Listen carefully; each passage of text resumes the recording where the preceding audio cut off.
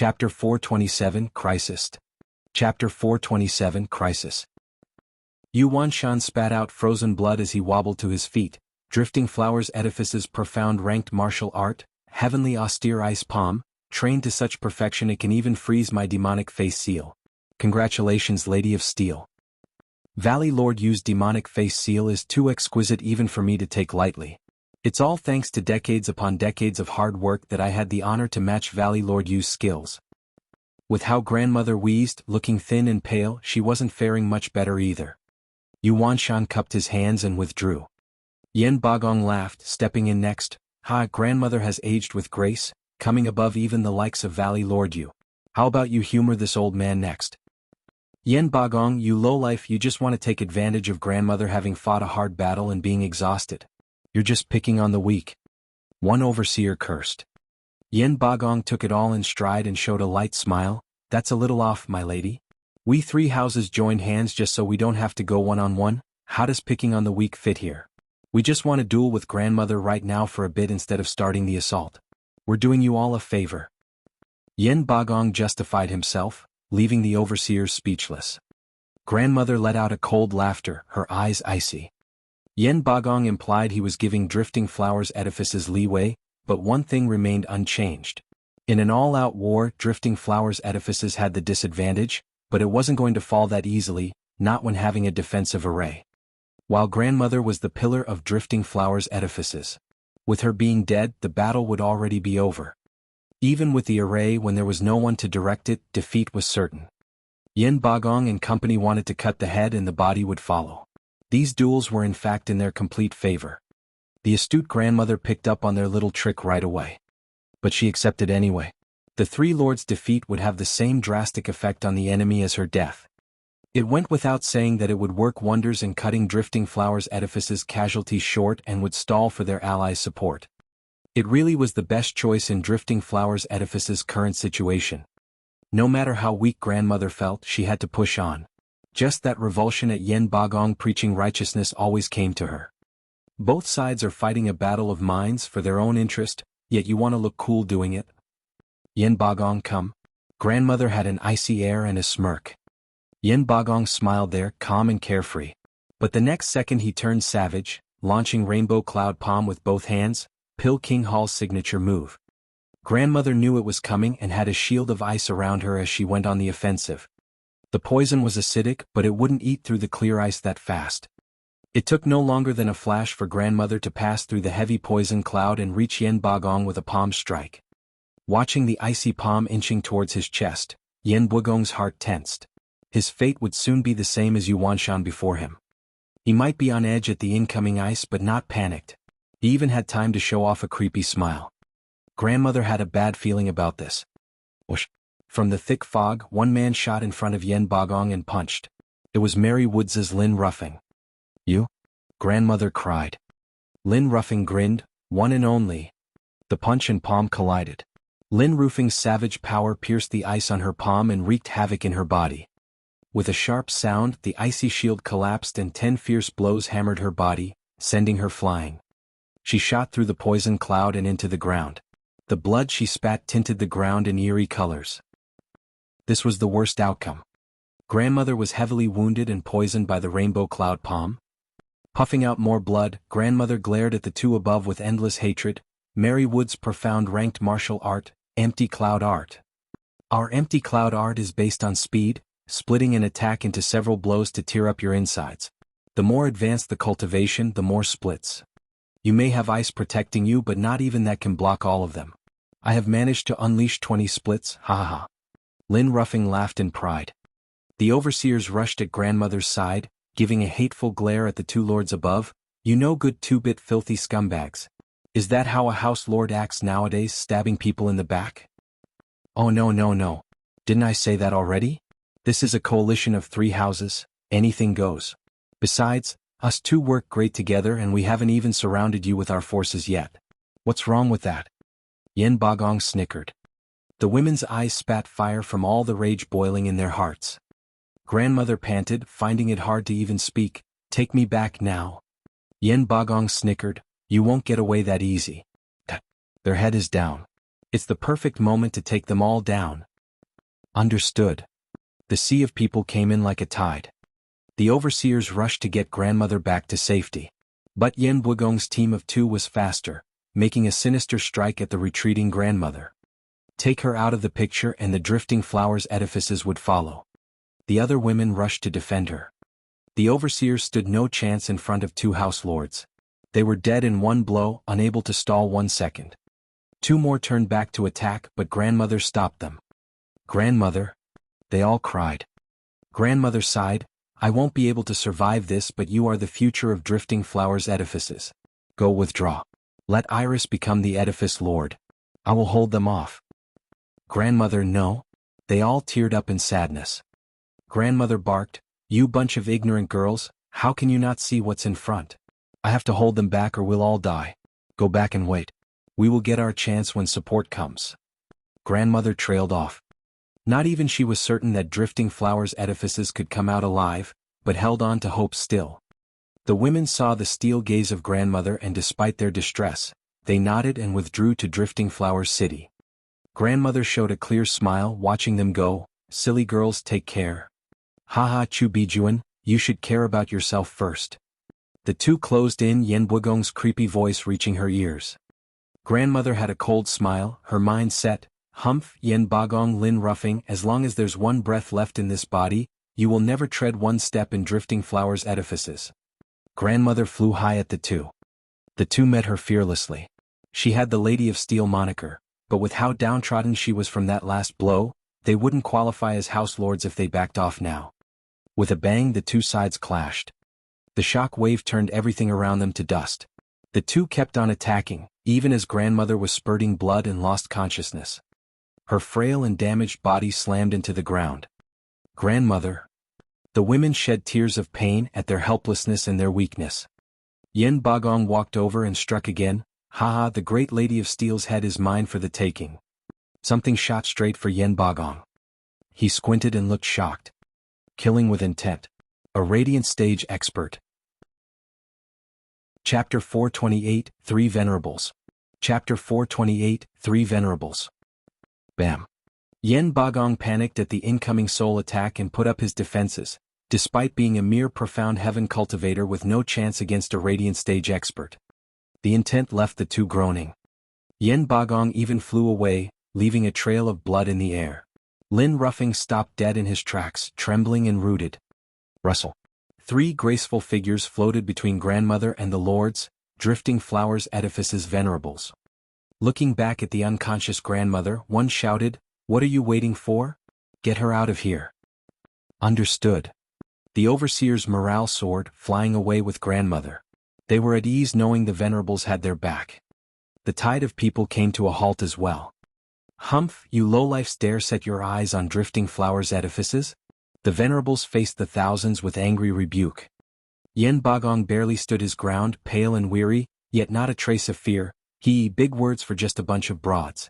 If not for the imperial family's help in the past millennium, you'd never see today. Don't think for a second that being in the radiant stage will change anything. Which of us houses doesn't have its own venerables? Now more than ever, when we have the great regent estate taking the lead. Haha, we are the ones behind this siege.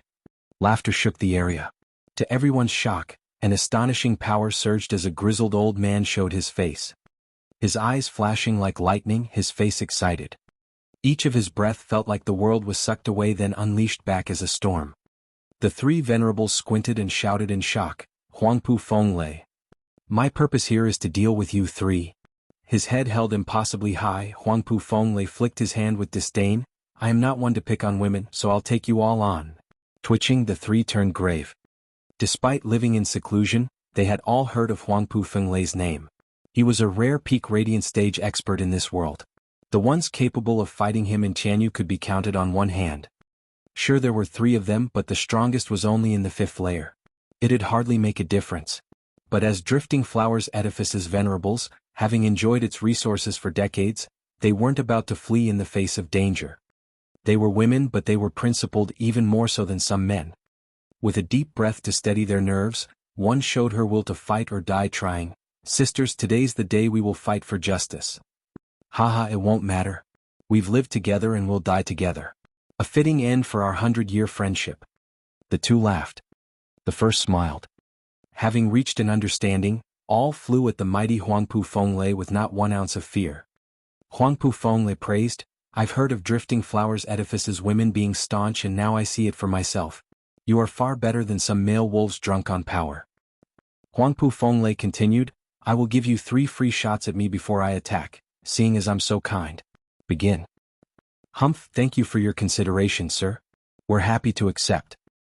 Huangpu Fenglei was tough, and the 3 were not fools. If the guy gave them 3 free moves, they weren't about to refuse. They had a non-zero chance, impossible odds true, but there was always the luck of the moment. The least they could manage was injure him, stopping him from breaking the array. It would give some value to their deaths, knowing to have returned the kindness Drifting Flowers edifices offered them for so long. With 1 less warrior on the enemy's side, Drifting Flowers edifices' chances would rise. The 3 turned solemn, each taking a direction and making a sign. The wind picked up and the Yuan-Chi surged. A white mist formed between the 3, linking them and feeding off each other's strengths, to their very peak of power. An ice phoenix took form between them, 300 meters large and shrieking. Huangpu Fenglei's brow shuddered. Combination martial art? I never knew you'd be so in tune with each other, of the same heart and mind. Humph, who needs your praise? You should take this instead. The leader of the 3 scoffed and pushed out her palms. The other 2 matched her perfectly. Shriek. The ice phoenix unleashed its full killing intent on Huangpu Fenglei as it charged. All in its wake turned to ice, even air itself. Yen Bagong cried out in shock. Radiant stage experts weren't without their fame. While a combined attack from 3 went farther. Such an attack would wipe them out, peak Profound Heaven experts along with half the people there. Forget about fighting Drifting Flowers edifices at this point. It was a miracle if the army stuck together. Yen Bagong and Lin Ruffing exchanged a glance and cold sweat ran down their spines. Thank the Maker they had Regent Estate on their side, with High Venerable's personal interference. The casualties would have been horrible without him. These broads sure are tough. Unlike everyone's panicked look, Huangpu Fenglei praised and looked on with a calm expression. When the ice phoenix got near him, he waved, "Humph, this skill sure is dangerous but not to mean." Huangpu Fenglei clutched the ice phoenix's neck and squeezed. With a bang, the phoenix crumbled into glittering ice. Huangpu Fenglei grinned, first. The ice fragments released an unbearable coldness, unleashing a frosty wave straight towards Huangpu Fenglei. It swallowed him in its midst, leaving behind nothing, not even Huangpu Fenglei's body, just a sparkling human-sized ice sculpture. High Venerable! Everyone cried. With Huangpu Fenglei getting done in from the 3 hags' attack, how would the rest fare? Amidst their anxiety and fear, cracking sounds revealed the breaking of the sculpture.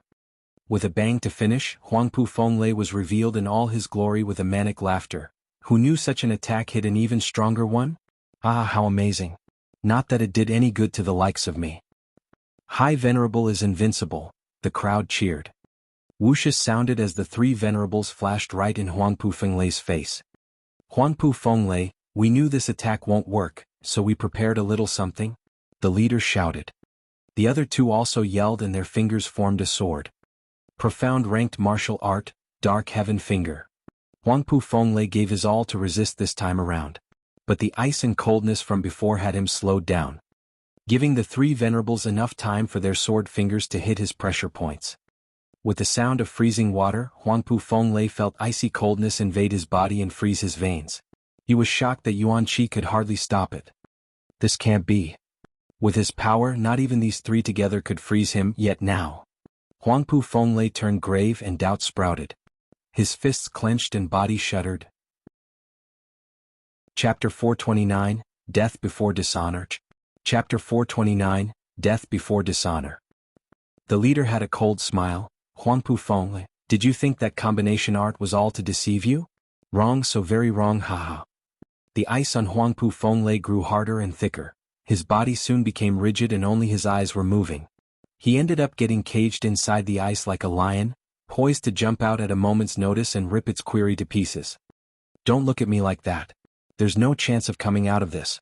The ice phoenix's cold energy is keeping you frozen, not to mention the icy energy in your body keeping your Yuan-Chi sealed. This way, our Dark Heaven Finger works in tandem with the first attack and freezes you solid.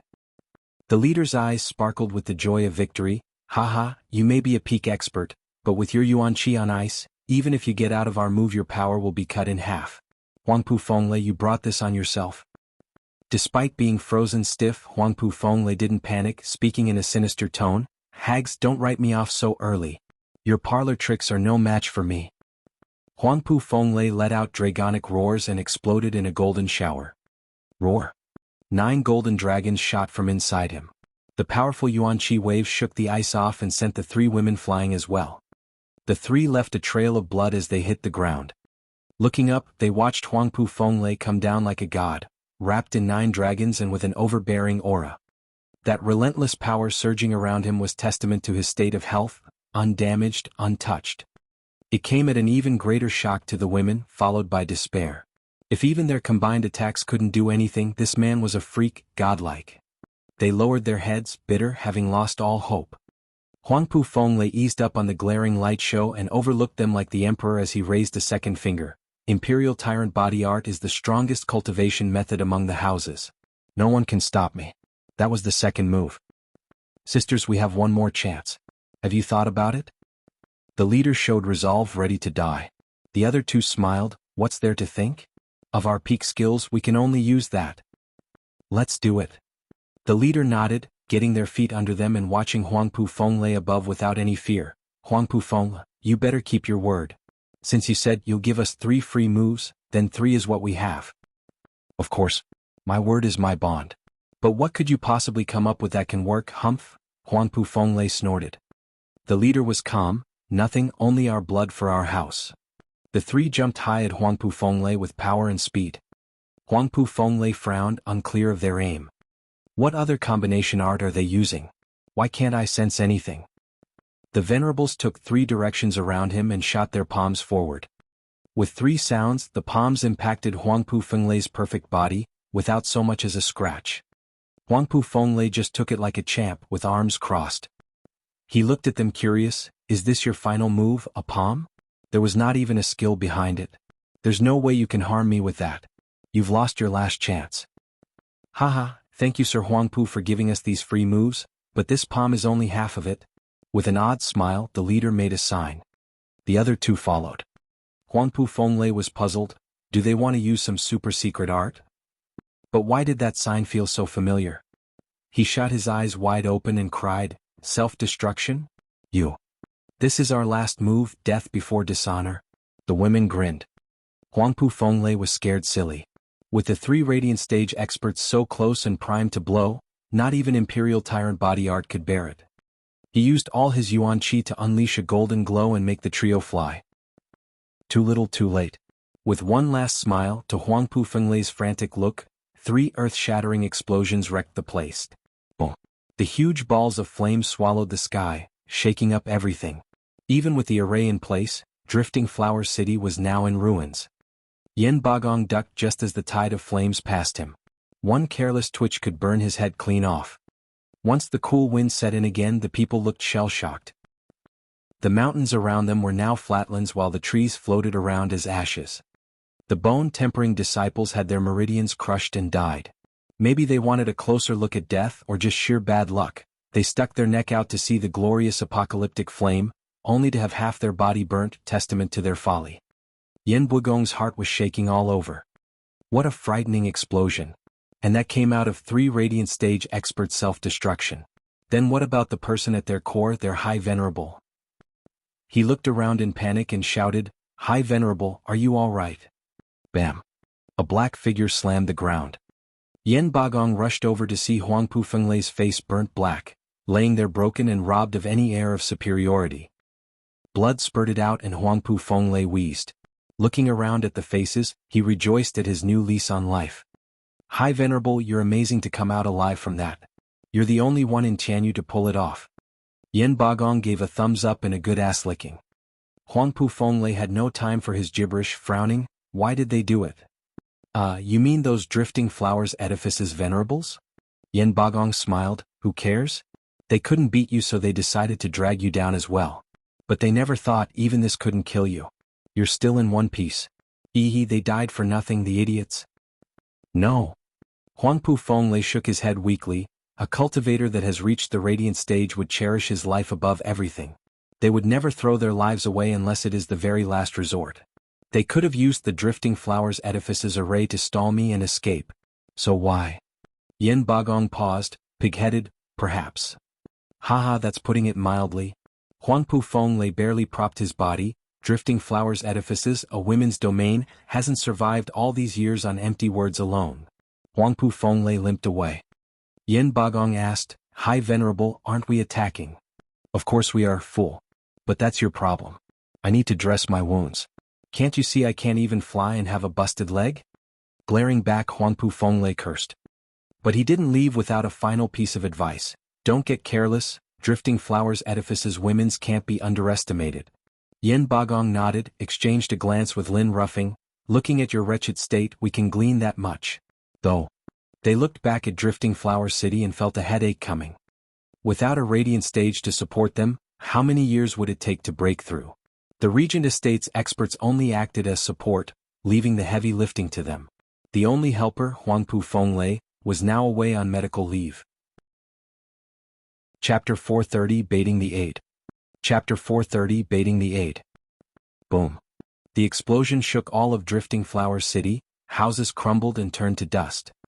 Drifting Flowers edifice's main hall had calm and wise women handling everyday affairs, but they were now crying in panic. Grandmother, pale and weak, lay on the floor rocking to the explosion's rhythm. The odd bump into the ground of her head had her frowning and opening her eyes. Aunt Tao, grandmother's awake. Peony Overseer perked up. Drifting Flowers edifice's head alchemist, Tao Danyang, rushed over. Grandmother's injury is stable, but... What? Peony Overseer asked. Tao Danyang sighed. Removing the rainbow cloud palm's poison is beyond these wrinkled hands' ability. They alone hold the antidote. What do we do now? Peony Overseer asked. Pill King Hall is right outside our gates. Are we supposed to go out there and grab one to force an antidote out of them? Everyone shook their heads from how powerless they were. Pill King Hall was already strong by themselves, but now in the three-house coalition it would be even tougher for Drifting Flowers edifices to deal with them. Going out now was plain suicide. Iris Overseer smiled. Peony, don't be nervous. Pill King Hall had a monopoly on the Rainbow Cloud Palm's antidote until now. Did you forget how Zhuofan deciphered the antidote at the 100-pill meeting, curing grandmother, Aunt Tao and many of our sisters? Even their top alchemist, Vicious Pill King, is now under the Luo clan. And with him as an ally, there's no need to fear any poison. Yeah, we just have to get in touch with them and grandmother will be fine. Aunt Tao nodded, relieved. She felt like having Zhuofan as an ally was the best thing that ever happened to them. The Rainbow Cloud Palm squeezing on them every minute of every hour was now a thing of the past. Peony Overseer pouted, her face unnatural, but that prick stole our precious heirloom. How can we trust him? It will be great if he returns it. But if he doesn't?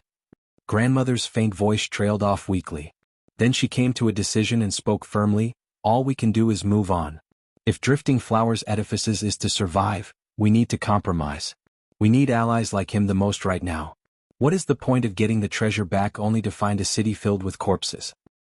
All became pensive. Their respect for grandmother was growing.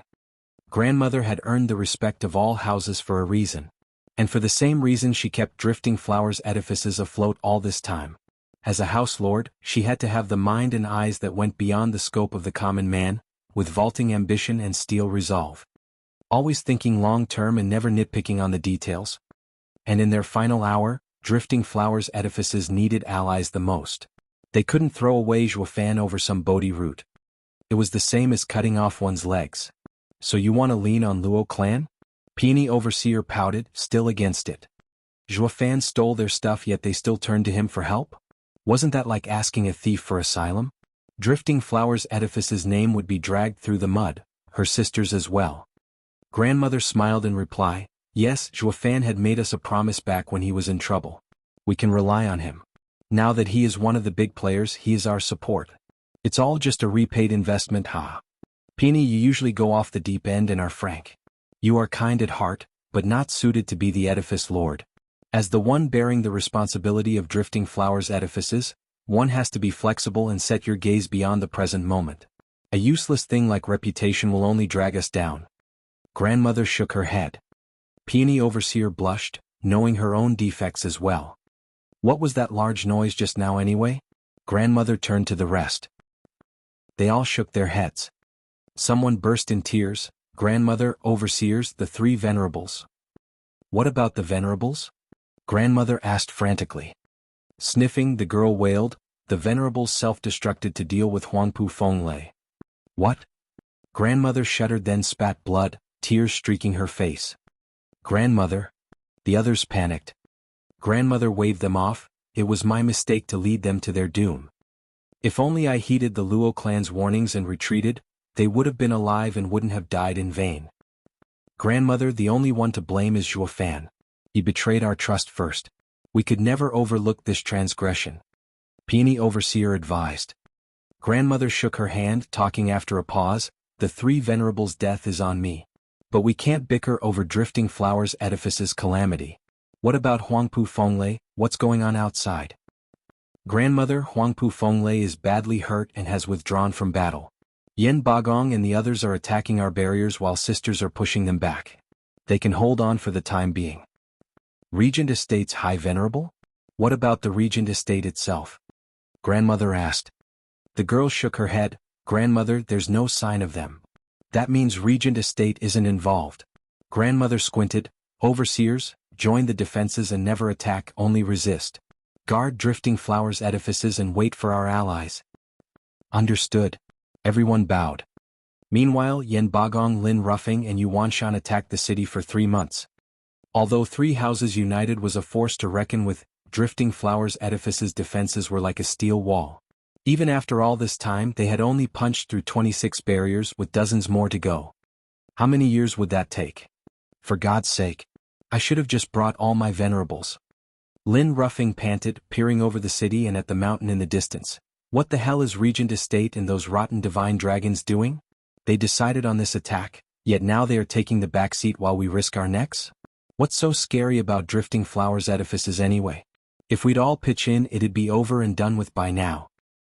Calm down. Yuanshan advised. Sir Lung said we're baiting the aid. While we have Drifting Flowers edifices on the ropes, they'll attack the reinforcements. I heard Veiled Dragon Pavilion and Sword Marquis Abode's forces have been beaten back many times already. Humph, Regent Estate can handle those guys with a modicum of effort. What's the point of having all of them in the back as support? Lin Ruffing mocked. Yen Bagong shook his head. House Lord Lin, don't say that. They aren't much hassle, true, but what if Zhuo Fan comes? Rumble. Lin Ruffing's face fell and his voice was cut off. On the day of Luo clan ceremony, they all witnessed its power and glory. Besides the abomination dubbed Zhuo Fan, they had 10 elders, each stronger than the next, violent and savage. Not even Regent Estate wanted to pick a fight with them. Lin Ruffing waved his hand. Let's just keep attacking. Yuanshan and Yen Bagong chuckled inside. Yuanshan slapped his chest in full confidence. Worry not, the city will soon fall.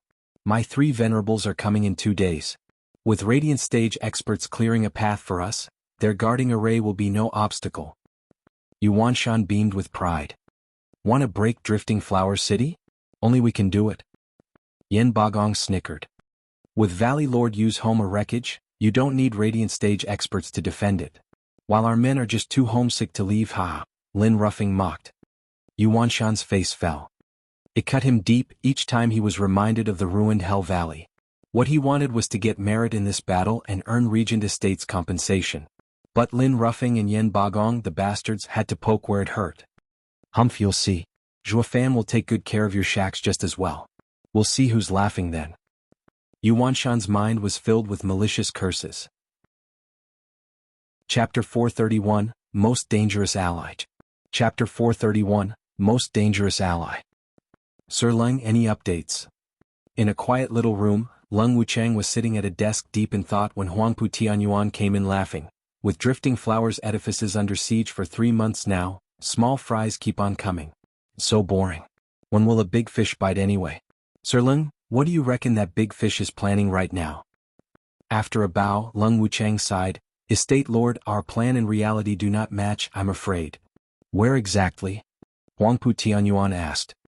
Lung Wuchang spoke. Our main plan to bait the aid involved faking an attack on Drifting Flowers edifices to draw Zhuo Fan out. With Estate Lord's 9 dragons diamond body, we'd catch Zhuofan by surprise and finish him off in one swift blow. However... What? Huangpu Tianyuan asked impatiently. Lung Wuchang shook his head. The way it has played out is that we've fallen for it. What how? Huangpu Tianyuan jerked. Lung Wuchang said, by being a borrowed knife. Unsettled, Huangpu Tianyuan eyed him. Lung Wuchang explained, it may be that we predicted Zhuofan's aim all wrong. His vision is far wider. We thought he would protect his allies to secure his power. But with Drifting Flowers edifices under siege for months yet there being no sign of Luo clan, it goes to show that he has abandoned them. If anything, he was counting on us to destroy Drifting Flowers edifices for him. What? Huangpu Tianyuan trembled. To what end? What does he get from this? Humph, plenty. Lung Wuchang snickered. A man without roots is the easiest to sway. Even if Drifting Flowers edifices survived and he won in the end, Drifting Flowers edifices, being who it is, will remain only an ally. But when Drifting Flowers edifices falls, he'd accept the women with open arms, getting them on his side and leaving only the world for the taking. Such a cunning plan, what a twisted mind. Even I could only deduce this from the current state. Zhuofan is a truly diabolical mastermind. By my calculations, he not only wants us to destroy Drifting Flowers edifices, but all his allies. He will then take them in like a good Samaritan and they, in their moment of gratitude and weakness, will accept the conversion wholeheartedly. Even Lung Wuchang felt cold sweat on his brow at this point. Zhuofan's insidious ploys never left room for errors, using cloak and daggers to stab at his own allies through his enemies. Even Lung Wuchang had fallen for such a mastermind's devious schemes. Zhuofan is the most dangerous ally so far. Huangpu Tianyuan panicked inside. Veiled Dragon Pavilion was the first to care for the Luo clan and Zhuofan once had close ties with Chu Qingqing. Is he that dead inside to throw everything aside and plot against them?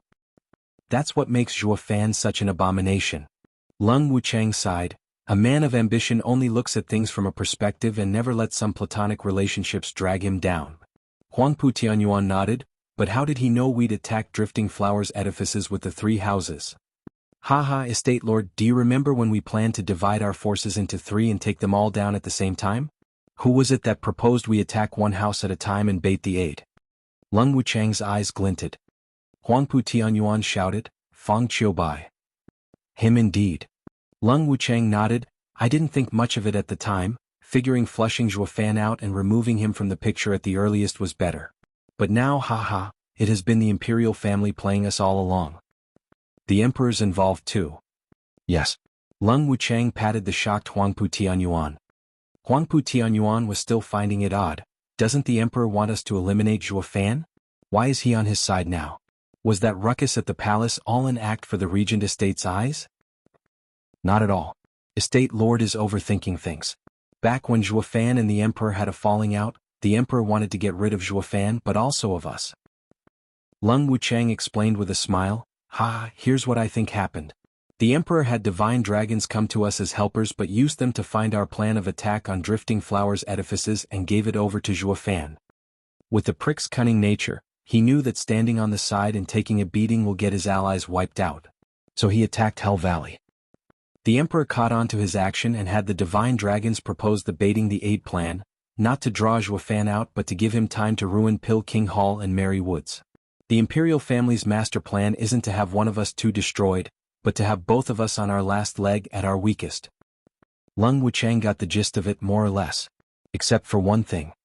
It was Zhuofan's intelligence network that got wind of their plans and it was him cueing the emperor in, leaving the imperial family to be one step behind. Zhuofan had complete control of the situation across the board, something the imperial family never intended to happen. But it wasn't something one could hold against unwanted contriver, since the human pillars were a super-secret art from Zhuofan's endless bag of tricks. Even if he smashed his head and combed through the gray matter, he'd still not figure it out. Figuring as much as he did was quite commendable though. Sighing, Huangpu Tianyuan nodded, damn the emperor and his sharp mind. Just how can I take advantage of you? What's the point in staying here then if Zhuofan is a no-show? Men, everyone go back to Drifting Flowers edifices and capture it in one move. We'll then handle Veiled Dragon Pavilion and Sword Marquis Abode the same way. We just have to be faster than Zhuofan. Catch him when he's down then take the emperor's head. Not so fast. Lung Wuchang said, Estate Lord, we have to follow the Emperor's intent. Or instead of watching from the sidelines, he'd see Zhuo Fan weak and help him from the shadows. That's the worst outcome for us. What's there to fear? With my 9 dragons diamond body, the world. It is for this reason that we need to exercise caution. Lung Wuchang cut him off. Your secret is to deal with Zhuo Fan. If it comes out now, he'll place some counters and we'll have an even harder time dealing with him. Estate Lord, don't you want to take in these vagrants? Huangpu Tianyuan showed a wide smile. Sir Lung, you mean? Zhuo Fan's scheme is groundbreaking and ingenious. Why not apply the same idea to our side?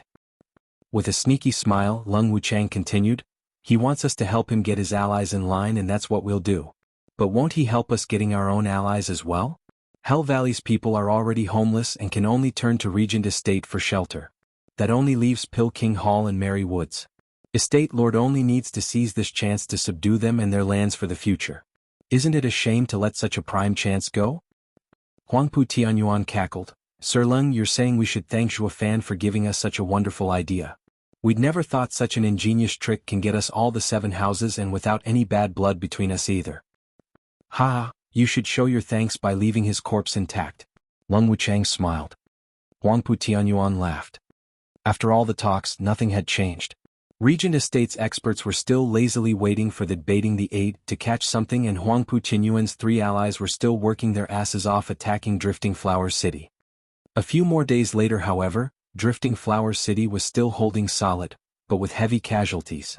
7 overseers had died as well. The defenses wouldn't hold for long if this kept up. Whoosh! In their moment of great despair, a green jade slip flew into Grandmother's hand. Grandmother laughed. It's from our allies. We're saved. Hope blossomed. Grandmother scanned the jade slip and froze. With a crack, the jade scattered into pieces on the floor.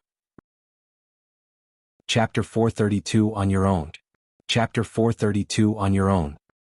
What's wrong, Grandmother? Everyone cried. Grandmother sighed. It is a message from Pavilion Lord Long. Regent Estate has indeed assisted in our siege. But instead of helping Hell Valley and the others, it is stopping our reinforcements. Pavilion Lord Long's side has suffered heavy casualties and was forced into retreating. We're on our own. What? The women shook their heads in grief. They had held on so far, hanging on to the hope that help was on the way. But with even their support under heavy attack, they had sunk into the pits of despair. They could hold on for just a few short months before they would be breached. Drifting Flowers Edifices was hanging by a thread. Everyone sighed, feeling death closer than ever. Grandmother's eyes flashed with determination. Overseers, split into 5 teams and break out tonight. We will meet again at Flying Cloud City 1,000 miles away. Grandmother. I know this is dangerous with a high chance of being wiped out, but it's better than sitting around for the axe to drop. We still have dozens of defenses in effect. They will never expect us to make such a risky move. Breaking through is our best bet. If we wait any longer, they'll raise their guard. Grandmother squinted. The others nodded. It was the most dangerous, yet most promising course of action. Waiting any longer would have even this chance robbed off of them. The overseers bowed. Understood, Grandmother. The moon hung high in the night sky, with a seldom cloud marring its glow every now and then. Outside Drifting Flower City, the disciples of the 3 houses withdrew after a long day of work, leaving a few hundred guards. One overseer took its 1,000 disciples under the cover of the night outside the city. They moved fast, like panthers, and were upon the unsuspecting guards in seconds. Ain dash. The guard's cry was cut short at the swipe of a Drifting Flowers Edifice's disciple's blade across his neck. His eyes were still wide as he hit the pool of blood on the ground. Drifting Flowers Edifice's disciples split in teams of 3 to 5 members, robbing the lives of guards and ensuring the success of this mission. Slip-up was bound to happen at some point regardless. A guard threw a jade slip into the air. The jade slip exploded in a shower of light, revealing the shadows in its glaring display. The overseer shouted, "We've been spotted. Sisters, forget everything and just attack. Charge." The 1,000 disciples rushed together towards the garrison of the 3 houses as they shouted. The house lords were out at the first sign of warning, guiding their disciples. Seeing it was just 1,000 people coming at them, they relaxed. That's it? These broads make a night raid with 1,000 warriors? That's not nearly enough to get us warmed up, huh? Lin Ruffing disdained. Yin Bagong nodded with a smile. True. With only some average overseers in the lead, what can they do even if they reach us? Since when did that Chu Bijuan Shu turn senile? You should send more people if you want to attack. These few are of no use. And what if they have different plans? I intend to capture an overseer and wring it out of her. This'll be some nice and easy merit. Yuanshan's eyes glinted. The other two nodded inside. Yuanshan sure makes sense. They both charged as well. With their level, this would be a walk in the park. Yuanshan snickered in the back, carefree. Bam. Lin Ruffing was the first to arrive with his uncanny speed. A single palm had the overseer flying and heavily wounded. Lin Ruffing snickered, glancing at Yen Bagong coming over with cocksure attitude. Ha, it looks like the credit is all mine. Humph, of course it comes easy to you when you run faster than a hare. As for how much credit you get, it remains to be seen. Yen Bagong smiled. Lin Ruffing brushed his remark off, grabbing the woman. Merit is merit either way. Ah, lass, why are you attacking at night? The overseer merely held her head high, watching the moon. Her 1,000 disciples were defeated as well, most dead, others captured, and very few escaped. Lin Ruffing's hand tightened and flooded her body with yuan qi. The woman's brow creased and sweated from the unimaginable pain, but she still didn't make a peep. Humph, you sure are tough. Let me relieve you of a hand first. Lin Ruffing shouted. The woman was still moon-gazing. Lin Ruffing was pissed, but Yen Bagong stopped him before he got to any cutting. Ha, Houselord Lin, this girl is an overseer. Standard interrogation won't work on her. I have with me 100 ant pill. It will feel like thousands of ant bites all over the body.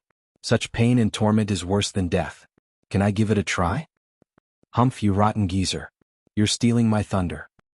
It was obvious to Lin Ruffing's what the old man's game was, but it wasn't like he was getting anything out of the stubborn lass either. If by some chance the info she had was priceless, delaying it would have Regent Estate yell Mary Wood's ears out. Lin Ruffing sighed and handed her over. Fine, let's see if your 100 ant pill is as good as you say. Prepare to be amazed, haha. Yen Bagong forced her jaw open and threw the pill in. The woman twitched and jerked and started sweating harder than ever. But she still kept her lips tight, even chewing them to the point of bleeding. Haha, it must hurt like hell. Stinging, itching, tingling, and let's not forget the excruciating pain. With a cackle, Yen Bagong approached her ear. No one can stand it more than 2 hours. You better fess up and I'll relieve you of your torment. Why must you be so stubborn? Talk, why are you attacking? The woman gnashed her teeth harder and her face contorted. Yen Bagong wasn't going anywhere, just looking at her in confidence. Then help yourself to a world of hurt. Just let me know when the going gets too tough, alright? I'll be waiting, haha. Yen Bagong spoke like a winner. Yuanshan at the side had a lazy and vague smile. An hour into the torture, the woman was red like a ripe tomato and could no longer take it. Give it to me now. I'll talk. I'll tell you everything. Yen Bagong glanced at Lin Ruffing in pride and threw a pill in her mouth. The woman calmed down while shivering. Haha, now talk. Don't think for a second that I'll believe you if you say you came to capture our camp with so few people. What's your aim? Speak the truth. Yen Bagong smiled. The woman looked at the sky and showed a pleased smile. Ha, it's too late. You're too late. What's going on, talk? Yen Bagong frowned. The woman mocked him. I led my team here knowing full well that all we'll find is death. Our mission was quite simple really. To kill the guards and fake a raid and once discovered, stall. Grandmother and the rest have already left. You're too late in catching up, ha. What, this was a diversion. Yen Bagong shuddered and cursed. Damn that bitch and her schemes. That hag acted all dignified for so long and we never thought she'd sacrifice an overseer, to save herself no less. Humph, you really showed me Lady of Steel. Yen Bagong fumed under the woman's sneer. Lin Ruffing was already thinking about how to explain this to Regent Estate. Only Yuanshan had a prideful look and a crafty grin. Chapter 433 Life in Desperation. Chapter 433 Life in Desperation. The sun's morning rays spilled on the land, dispelling the darkness and promising hope. In a gloomy ravine, Grandmother took her group to a creek for a drop of water. They all looked weary and tired, with Grandmother having it worse due to the poison. Grandmother, here's some water. One disciple showed consideration for her. Grandmother patted the child's head and looked to the east heartbroken. I heard from last night's 5 teams, Gelder Rose's team was spotted. For the sake of our journey to safety, They drew the enemy and must have died by now. I have let them down. Grandmother, Overseer Gelder Rose is like all of us, willing to lay down their life for Drifting Flowers edifices. She would never blame you. Peony Overseer appeased. Grandmother shook her head in tears. Whoosh! Iris Overseer flashed in front of them. Her face turned heavy looking around as she spoke. Grandmother, the way forward is blocked and they're now searching for us on their way over here. What? Grandmother cried and shook. If not for someone holding her steady, she would have collapsed by now. Did they foresee our plan to escape? Oh. Grandmother asked incredulously, who is coming after us? Iris Overseer replied, Grandmother, their group is made of youths led by Hell Valley's Grand Elder and Fifth Elder. Did Hell Valley guess our attempt to flee? Ever since Ugeki died, they've never had such guile. Shaking her head, Grandmother felt bitter regret festering inside. I've completely lost. Back in Drifting Flowers edifices, they could still hold on for a couple of months with their defenses, but here, turned into stragglers, they stood no chance against any group. Their escape was a bold gamble. Win and Drifting Flowers edifices would one day rise from the ashes. Lose and their deaths would be all the more tragic. It was quite obvious now what hand she had played. I have been farsighted all my life only to make mistakes over and over at the end, ruining Drifting Flowers edifice's legacy. I am ashamed to meet my ancestors in the underworld. Grandmother cried. The others sighed as well, hanging their desolate faces. On a hill behind them, footsteps sounded that had everyone on edge. All the eyes looked over tense and frightened. Meanwhile, Hell Valley's army of thousands was combing through the area, zeroing in on Grandmother's location. Between Grand Elder and Fifth Elder was a man in gray, Yuming. Taking in the lush vegetation, Yuming's eyes flashed. Yuming, you've grown so much in skill over the years. I still can't believe that old hag would leave the city and its defenses and make for such a daring attempt. We never would have had such an easy time trapping so many of them if it weren't for you. I wonder how much merit will this get us? Ah, Grand Elder praised. Dich Elder nodded. Haha, Yuming is turning out to resemble the Seventh Elder more and more. No, I do not want to become my master. I want to surpass him. Yuming sighed. Grand Elder, has Grandmother been caught?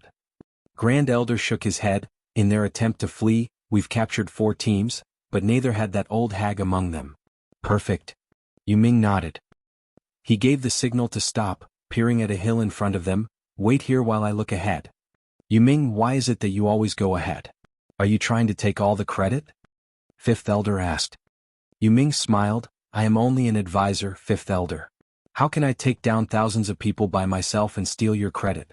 I only want to check for signs of them passing through here and their direction. With all of us going ahead, it will mask all the clues. Old Fifth, you're so petty. Grand Elder glared.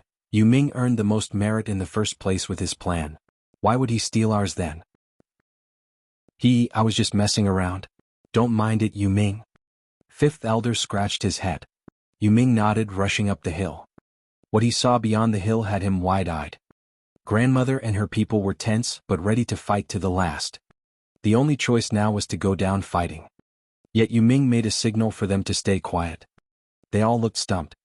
Yuming turned around and shouted to Grand Elder, Drifting Flowers Edifice's team passed through here. They must have gone in that direction. You might catch them if you give chase. Yuming's finger picked a random spot. Grand Elder was overjoyed and led his men into a chase. With their trust in Yuming and the hill separating them, they had no clue their quarry was just over yonder. They were so close yet oh so far. The women were stumped, looking tensed at Yuming. Why would someone from Hell Valley help them? With the army behind him gone, Yuming said, everyone from Drifting Flowers edifices, east and west are blocked. Only north and south have been searched already and there's no one there. But I highly recommend going south. In those tall mountains and dense forest, it's easy to hide. Yuming left. One moment. Grandmother cried, thank you, sir, for your timely rescue. But why did you help us? Yuming mocked, help you? Ah, you're rich. It's never worth betraying my house over some strays. Just send this message to Zhuofan. He owes me one. Yuming flew after Hell Valley's men. Grandmother felt bitter and despondent. Zhuofan had cast such a huge shadow that even the enemy had people hoping to get on his good side. The youth just now wouldn't have helped them otherwise. They all felt sour at the revelation. Grandmother was known to all houses for 100 years, Yet her name had less weight than an upstart. Who'd have thought Zhuofan's name can make one betray his house? How could we be so different? No one knew that the true mastermind behind their current plight was none other than their savior, Yu Ming. He did it all for Zhuofan. Not that Zhuofan asked him, of course, but Zhuofan's handiwork had left him with no other choice. Ever since Zhuofan raised Hell Valley, the guy was homeless. It hit him the instant the news reached him. Zhuofan took care of Hell Valley to force him to renounce his unflinching trust for his house. As long as Hell Valley stood, he was one of them, and betraying one's king never came easy. But with his home up in smokes, Hell Valley was gone for good. Even though Yu Wanshan took his elders to follow Regent Estate to attack Drifting Flowers' edifices. And Regent Estate would never entertain the notion of helping them rebuild, deciding on a far better approach to absorb them.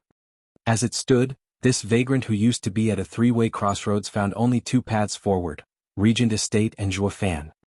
Under these circumstances, he had put aside the good of the house and was putting himself first. Breaking Drifting Flowers' edifices was gaining credit in front of Regent Estate, while letting Drifting Flowers' edifices go was doing Zhuofan a solid. No matter which of these two behemoths ended up ruling the lands, he had a way out. This was his plan, to be a double agent. I can't help but wonder who'll be my lord in the end. Yu Ming shook his head.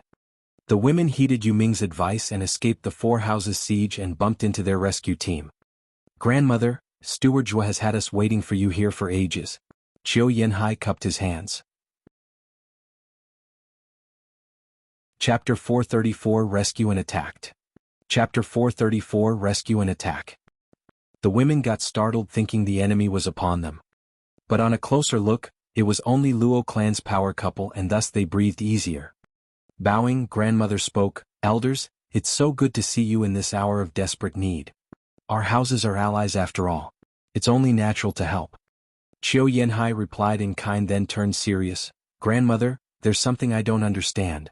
We've clearly given you ample warning about Regent Estate's assault, yet why were you so passive?" Grandmother and the overseers flushed, hanging their heads in shame. These elders are clearly hinting at our mistrust in the Luo clan, that we stalled making a decision for so long. That was like calling them petty and suspicious, but at least they did rescue them. With a cough, grandmother fought through the awkwardness. "To be honest, I've been in seclusion for so long and the information was left to the others. They were too shallow in their thinking and didn't take it seriously that the Regent Estate would attack. When I came out, I was beset with enemies at the gates and it was already too late. I am truly ashamed, ahem." Grandmother coughed with a red face. It was a first for her to tell such an obvious lie in front of everyone and to shift the blame on her girls. It only made her more ashamed. What other choice was there? She couldn't just come clean and say it was an honest mistake on her part. It had cut away at the house's trust. With how they had turned into strays, they couldn't afford to push away Luo clan's help.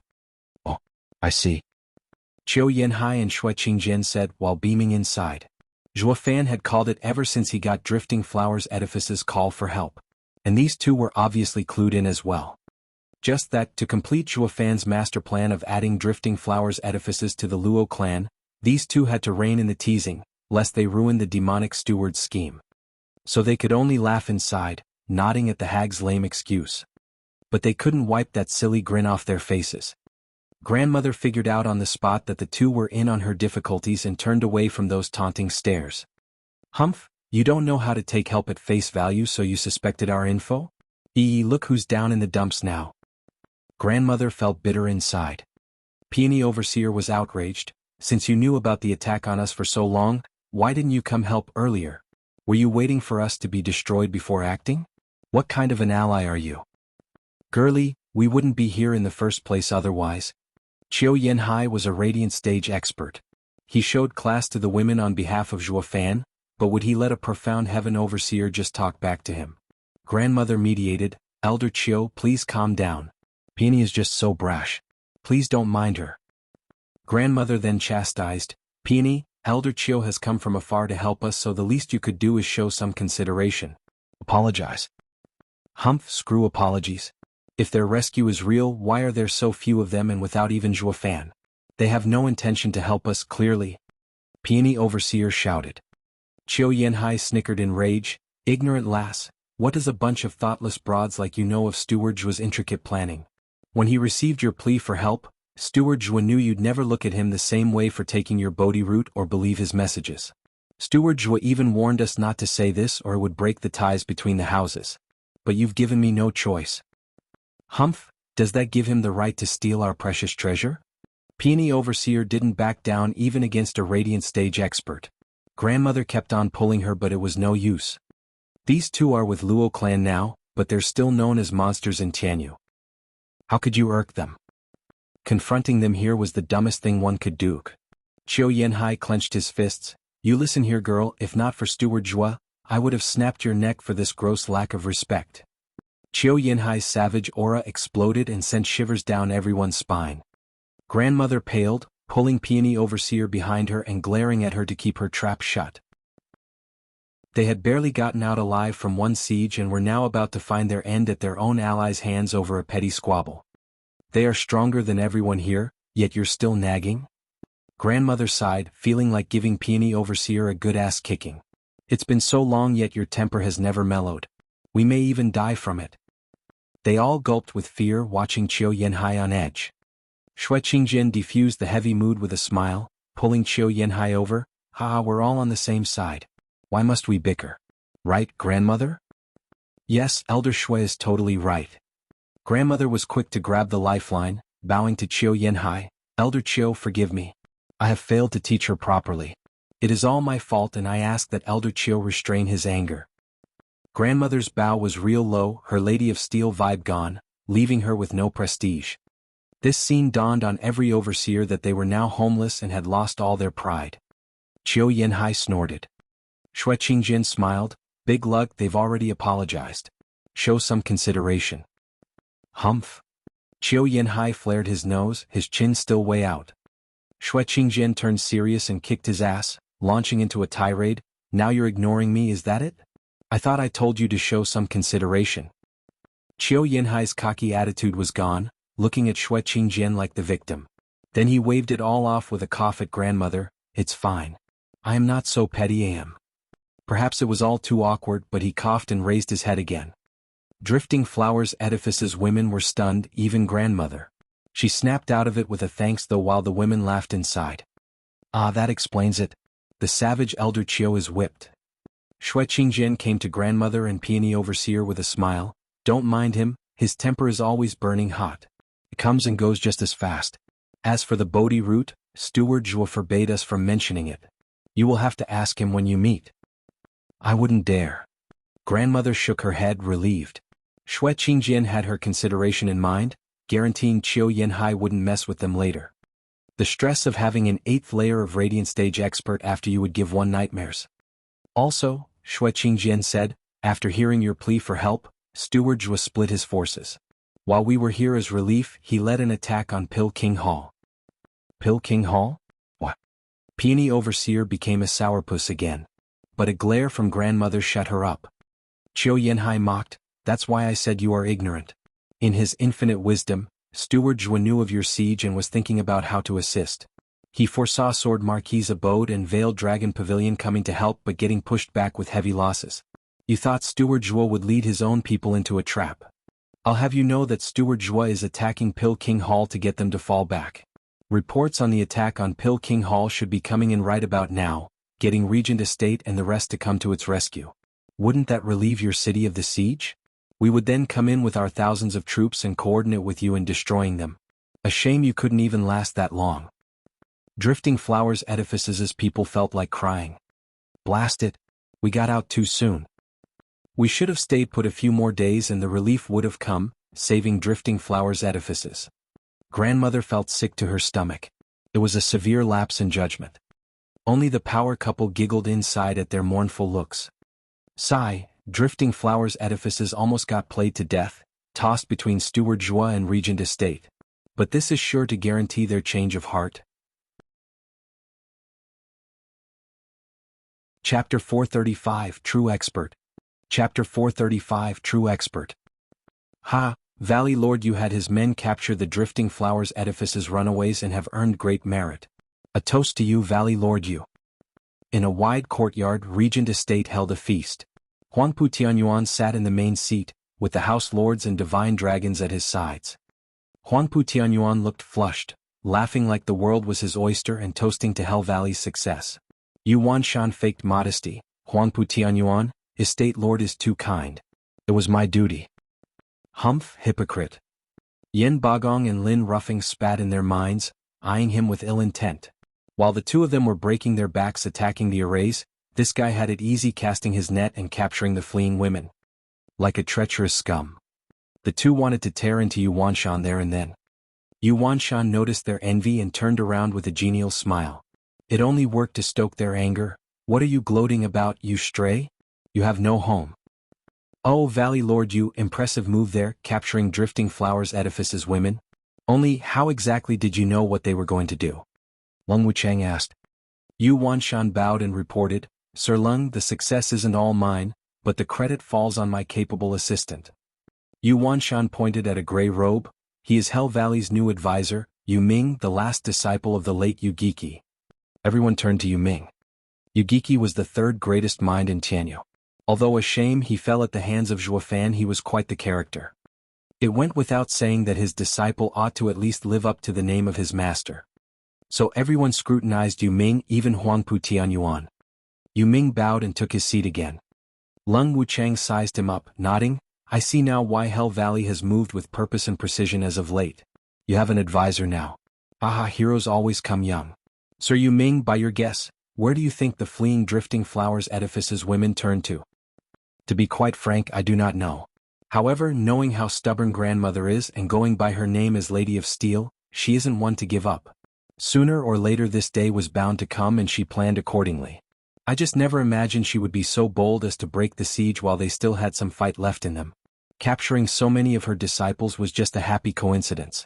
Although it is regrettable that grandmother and the overseers got away. Yu Ming sighed, my skill is still poor and many things escape me. Hope estate lord can forgive me. Yen Bagong and Lin Rufing's faces twitched in tandem. Poser. My stars and garters, this punk is just like Yu Wanshan. Bragging and faking humility. If you grabbed all those prisoners by mistake, does that mean the two houses who got Jack Squat should hang themselves? The two lords flared their nostrils and panted in rage. The siege of Drifting Flowers Edifices had come up with the vagrant Hell Valley as the definite winner. Something these two would never accept. Lung Wuchang smiled, Sir Yu Ming is so modest. How can it be a mistake when you have gained such merit? Ha ha ha. Huangpu Tianyuan nodded, Yu Ming, you truly take after your master. Hell Valley will go far with you by their side. Estate lord is too kind. Yu Ming nodded. Yu Wanshan laughed in pride, believing rebuilding Hell Valley was just around the corner. Yen Bagong mocked, Humph, what future can a house with a robbed home ever have? What did you say? Yu Wanshan roared. Despite Hell Valley's heavy looks, Yen Bagong still had a look of contempt, turning his head in mockery. A whoosh announced the arrival of a green flash. Yen Bagong caught it. He read the jade carefully and paled. He dropped to his knees then and there and begged, Estate Lord Huangpu, I beg of you, rescue Pil King Hall. What on earth has happened, Hall Lord Yen? Huangpu Tianyuan asked. Yen Bagong was erratic, Zhuofan is laying waste to Pil King Hall. My house's legacy is about to be turned to dust. Please, Estate Lord, send aid. What? They couldn't believe their ears. Zhuofan was now after Pil King Hall. Huangpu Tianyuan and Lung Wuchang looked shocked, but a glimmer of a smile was hidden in their eyes. Yu Wanshan enjoyed how the tables had turned, laughing carefree. Talk about righteous retribution. You. Yen Bagong's eyes went red. Who told him to look down on another man's misfortune? He had no way to retort and looked pleadingly at Huangpu Tianyuan. Estate Lord Huangpu, you must help me. The entire Pil King Hall will be eternally grateful. Stroking his chin, Huangpu Tianyuan turned to Lung Wuchang. Lung Wuchang had come prepared, putting on a heavy look to match the mood. Zhuofan is too vile and insidious. Going in without a plan will set us up for disaster, falling for his devious ploy. To the best of my knowledge, we should instead attack his allies to force him away. We will attack Veiled Dragon Pavilion and that will make him come to their rescue. Won't that relieve Pil King Hall? Zhuofan would have given Lung Wuchang the biggest thumbs up if he was here. Nice, you took the words right out of my mouth. The two were in tune with each other on this, using each other's actions as an excuse to further their personal agenda. Besides, I'm providing relief, just not directly. I have my best insider working on it as we speak. So you can't fault me for being a bad ally. The result? The 8 noble houses were falling one by one, leaving Luo clan and Regent Estate the only ones left standing. The Exodus had no choice but to rely on them, boosting their power. In short, all of them would be laid to waste, with only these 2 masterminds making out alive like bandits. Yu Ming saw through it as well and sighed inside. Now this is an overt plot. You may know every detail but would still be powerless to stop it. Each side has their own mastermind acting as coordinator, and the houses are the fodder. Be it an ally or an enemy, all of you will end up getting chewed and spit out. Seeing Yu Wanshan's condescending look for him, Yen Bagong sighed inside. He had finally figured out the difference between Yu Giki, Leng Wuchang and Zhuge Changfeng. Skilled at working behind the scenes yet powerless in the face of an open scheme. Zhuge Changfeng, Zhuofan, Leng Wuchang, the Emperor, all are true experts. Meanwhile, within 2 months, Shui Qingjin finally got the thousands of Drifting Flowers Edifice's women back to Wingay City. Zhuofan had long since come out to welcome them, of course. Grandmother, as I live and breathe, I welcome you. Zhuofan spoke with hands behind his back. Grandmother bowed from dozens of meters away. I thank you, Steward Zhua, for the assistance in Drifting Flowers Edifice's hour of need, for taking the time to come see us in person. I can't say how honored I am. How can you say that, Grandmother? We are allies. Of course I'd help you. It must be that Grandmother must still be hurting for what I did back then. Zhuofan sighed. It is all my fault for betraying your trust and for your suffering now. The more Zhuofan showed his remorse, the more guilty she felt. She had been suspicious of him from the first message that arrived and still blamed it on him, leaving her with an even worse feeling of making the wrong accusations. Peony Overseer had no such qualms. Talk then, why did you steal our heirloom? Peony? Grandmother glared. Zhuofan waved. I admit, it was wrong stealing from you. I have no excuse. For that, I have let everyone down when you needed me the most. I didn't wish for this to happen. There's no need for excuses. Steward Zhua, you have done nothing wrong. Shui Qingjin intervened. Did you know that Regent Estate had young Miss and young Master in their clutches, forcing Steward Zhua to commit such a vile act? What would you have done, Grandmother? Elder Shui, you're out of line. Zhuofan berated. But Drifting Flowers Edifices got the full picture. That the bastards from Regent Estate had pushed him. Chapter 436, Refining a War Puppet. Chapter 436, Refining a War Puppet. That devious Regent Estate and Leng Wuchang, that snake? Grandmother gnashed her teeth. Zhuofan sighed. Grandmother need not say that. They're not that vile. It was me who betrayed you despite our ties. It is all on me. The only one you can take it out on is also me. A man has to do what a man must. I can take it. Oh no, Steward Zhua, I am not so unwise as to take it out on you. I could never blame you now that I know the source of our misfortune. Elder Shui is right. Anyone would have done it if it were them, including me. It is not within my right to judge you, Steward Zhua. The more Zhuofan gave his head on a platter, the more he made Grandmother feel bad, riddling her with guilt and shame. She ended up cursing Regent Estate some more. That wretched and vile and degenerate Regent Estate wanted to incite discord among us. Leng Wuchang is even worse. I bet he came up with that despicable plan. He stands back while Regent Estate is put to work, forcing you into driving a wedge between us.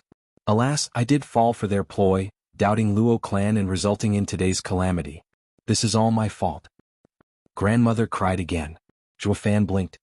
Whether Leng Wuchang aimed for this when forcing him to get the Bodhi root, he didn't know. But one thing he was certain of, Regent Estate was packed with experts, while Drifting Flowers Edifice's women are impulsive. Not to sound narcissistic, but the task of stealing their great treasure could and would only be done by yours truly. No one else had the skills nor the expertise to pull off such a heist. Yet Grandmother was here denouncing Regent Estate and he couldn't agree more. Zhuofan patted her shoulder. Grandmother, now you know that it was all a trick. We must now stand more united than ever, to have nothing come between us again. Yes, Steward Zhua, Drifting Flowers Edifices is now at its weakest and we will do everything you ask of us, for vengeance and rebuilding Drifting Flowers Edifices. Grandmother nodded with conviction. Zhuofan did the same. You honor me with your deep sense of duty. I will never let you down. I noticed you are poisoned with the rainbow cloud palm. I will have someone give you the antidote. Thank you, Steward Zhua. Grandmother bowed again and the disciples helped her into the city. Zhuofan watched her go. Drifting flowers edifices every member passed by him with apologies. At Peony Overseer's turn, she dodged his gaze and was no longer as fiery. Well, I'll be honest. Steward Joie, you sure know how to turn excuses into a high-class act. We could have just told them when we first met. Why drag it all out till now? I felt my ears explode hearing that Peony nag us on and on. With the coast clear, Shui Qingjin looked at him puzzled. Joie Fan sighed, these ladies have just experienced a change of heart. And supplied with, Elder Shui, do you know the difference between fetching and sending? Shui Qingjin shook her head. Haha, like they say, easy come easy go. When someone gives you something, you don't give it much value. If you had used the same excuse from the start, no matter how good, they still wouldn't believe you. Only through their constant inquiry, forcing me to say it, did they take it as truth. And another thing, these excuses cannot come out from me. It has to be from a third party. That's why, Elder Shui, thank you for your hard work along the way. Your ears must be in agony, haha. Joie Fan laughed. Drifting flowers edifices are in ruins and my helping hand will be seen as God-sent. Now that all doubts are cleared as well, they will trust no one more than me. This trust will also affect the incoming houses as well, making the reform of the 3 houses a done deal. Elder Shui, Regent Estate must be gunning for Veiled Dragon Pavilion and Sword Marquis abode now. Send them a word. Urge them to leave their homes and come to Luo clan. Homeless they will only have us to rely on in the end. Yes, Steward Joie. Shui Qingjin cupped her hands. But paused. Steward Joie, what is Sir's age again? Why do you look more and more like a sly old fox? Human yet vile at the same time, you still got the 3 destitute houses moved to tears from your generosity. Haha, it's not me who made them homeless but society. Joie Fan said, the signs of conflict and chaos have appeared and I can't stop it. All I can do is stave off the anarchy at my gates. Elder Shui, you will learn in due time. What I have in store for them is for their own good. While I want them integrated and re-educated, everyone else would have them purged. Shui Qingjin just bobbed her clueless head.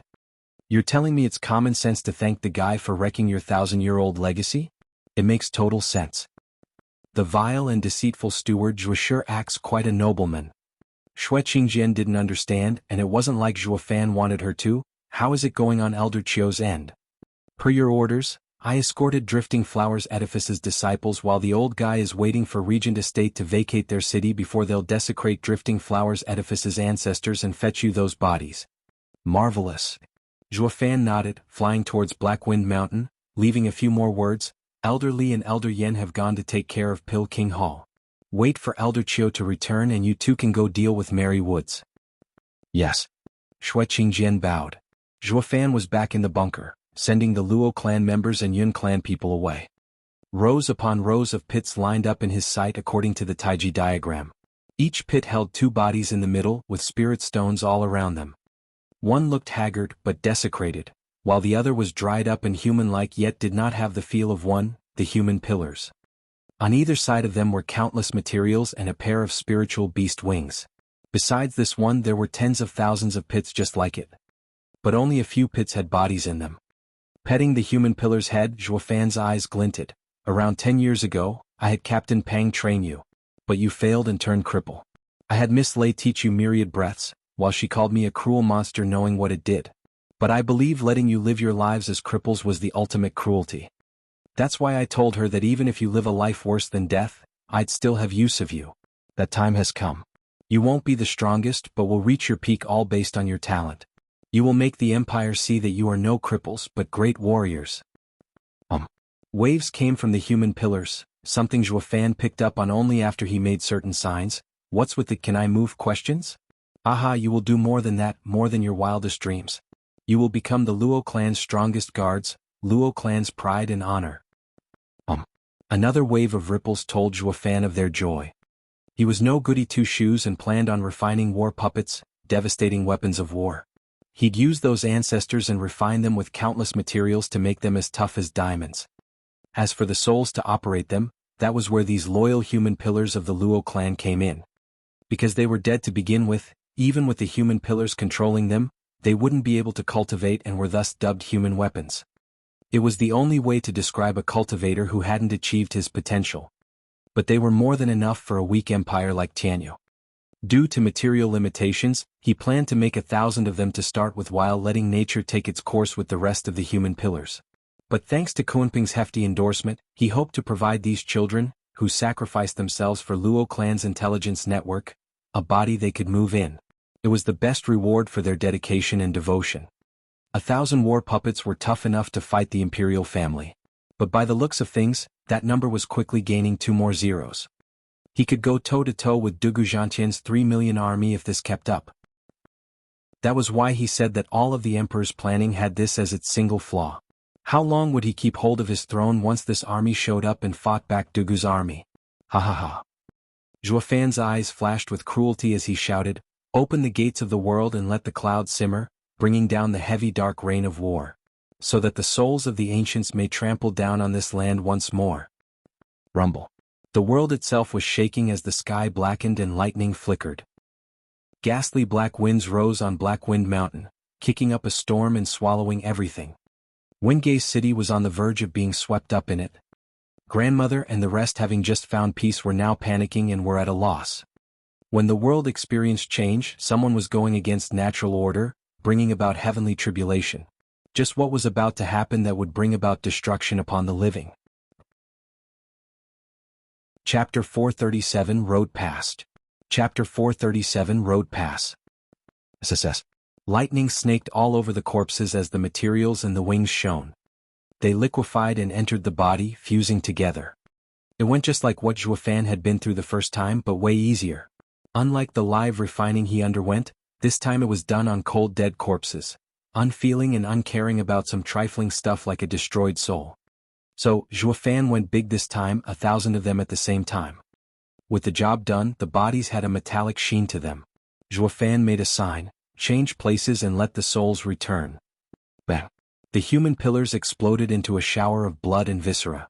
As the gruesome display splashed the ground with a sickening sound, it left behind faint flames of a spectral green glow. Zhuo Fan made another sign and the flames entered the corpses.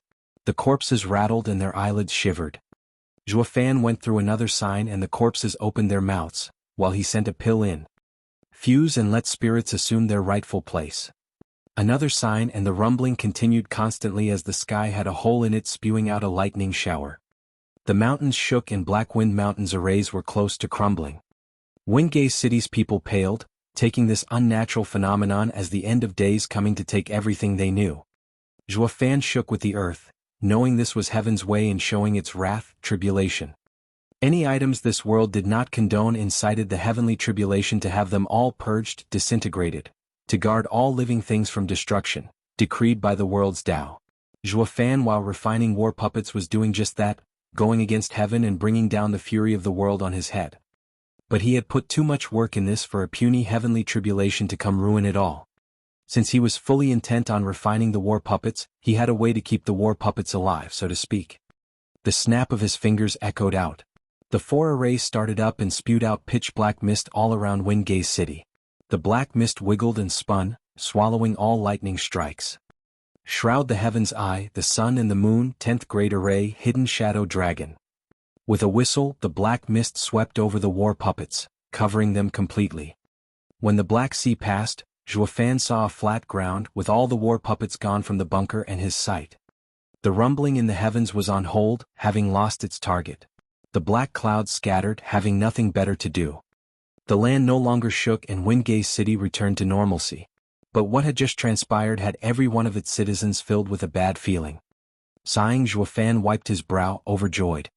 At least he had the foresight to use the new authority of the Luo house and mine his domain, gathering the spirit stones needed to set the 10th grade array up. Everything would have been wasted otherwise, with even his home base laid to ruins under heaven's tantrum. Heaven was quite generous though. It would strike down with unbridled fury and unmatched force when anything foreign was taking shape, but will leave you be once it was done shaping up. Through the hidden shadow dragon, Zhuo Fan hid the war puppets until the fusing finished. Then he'd have nothing to worry about. The world shall soon follow, with 100,000 puppets sweeping the lands in every direction. Ahahaha. Zhuo Fan looked around the bunker one last time before leaving. Only the world's odd phenomenon had left a mark on its people, yet they had no way of unraveling the mystery. This event was the start of a quirky habit, happening every other month. With Zhuo Fan keeping mum about it, none was the wiser and everyone became more puzzled than ever. It was like the world's ant flow was doing its thing. With no losses to worry about, no one bothered with it. This was how the next few months passed. Regent Estate used this time to lead its allies like an unstoppable flood towards Veiled Dragon Pavilion and Sword Marquis' abode. Learning from Drifting Flowers Edifice's miserable ending, the two didn't resist and stuck to fleeing. Regent Estate's attack on the houses met hardly any resistance since the houses were long gone, taking less than a week to trample both of them. But unlike Drifting Flowers Edifices, these two houses hadn't suffered many losses. While the wretched Zhuofan was the real big baller getting rich over this war. He robbed Pill King Hall and Marywood's blind tombs included. But didn't forget to include his precious allies as viable targets for some relaxed desecration. It went like this.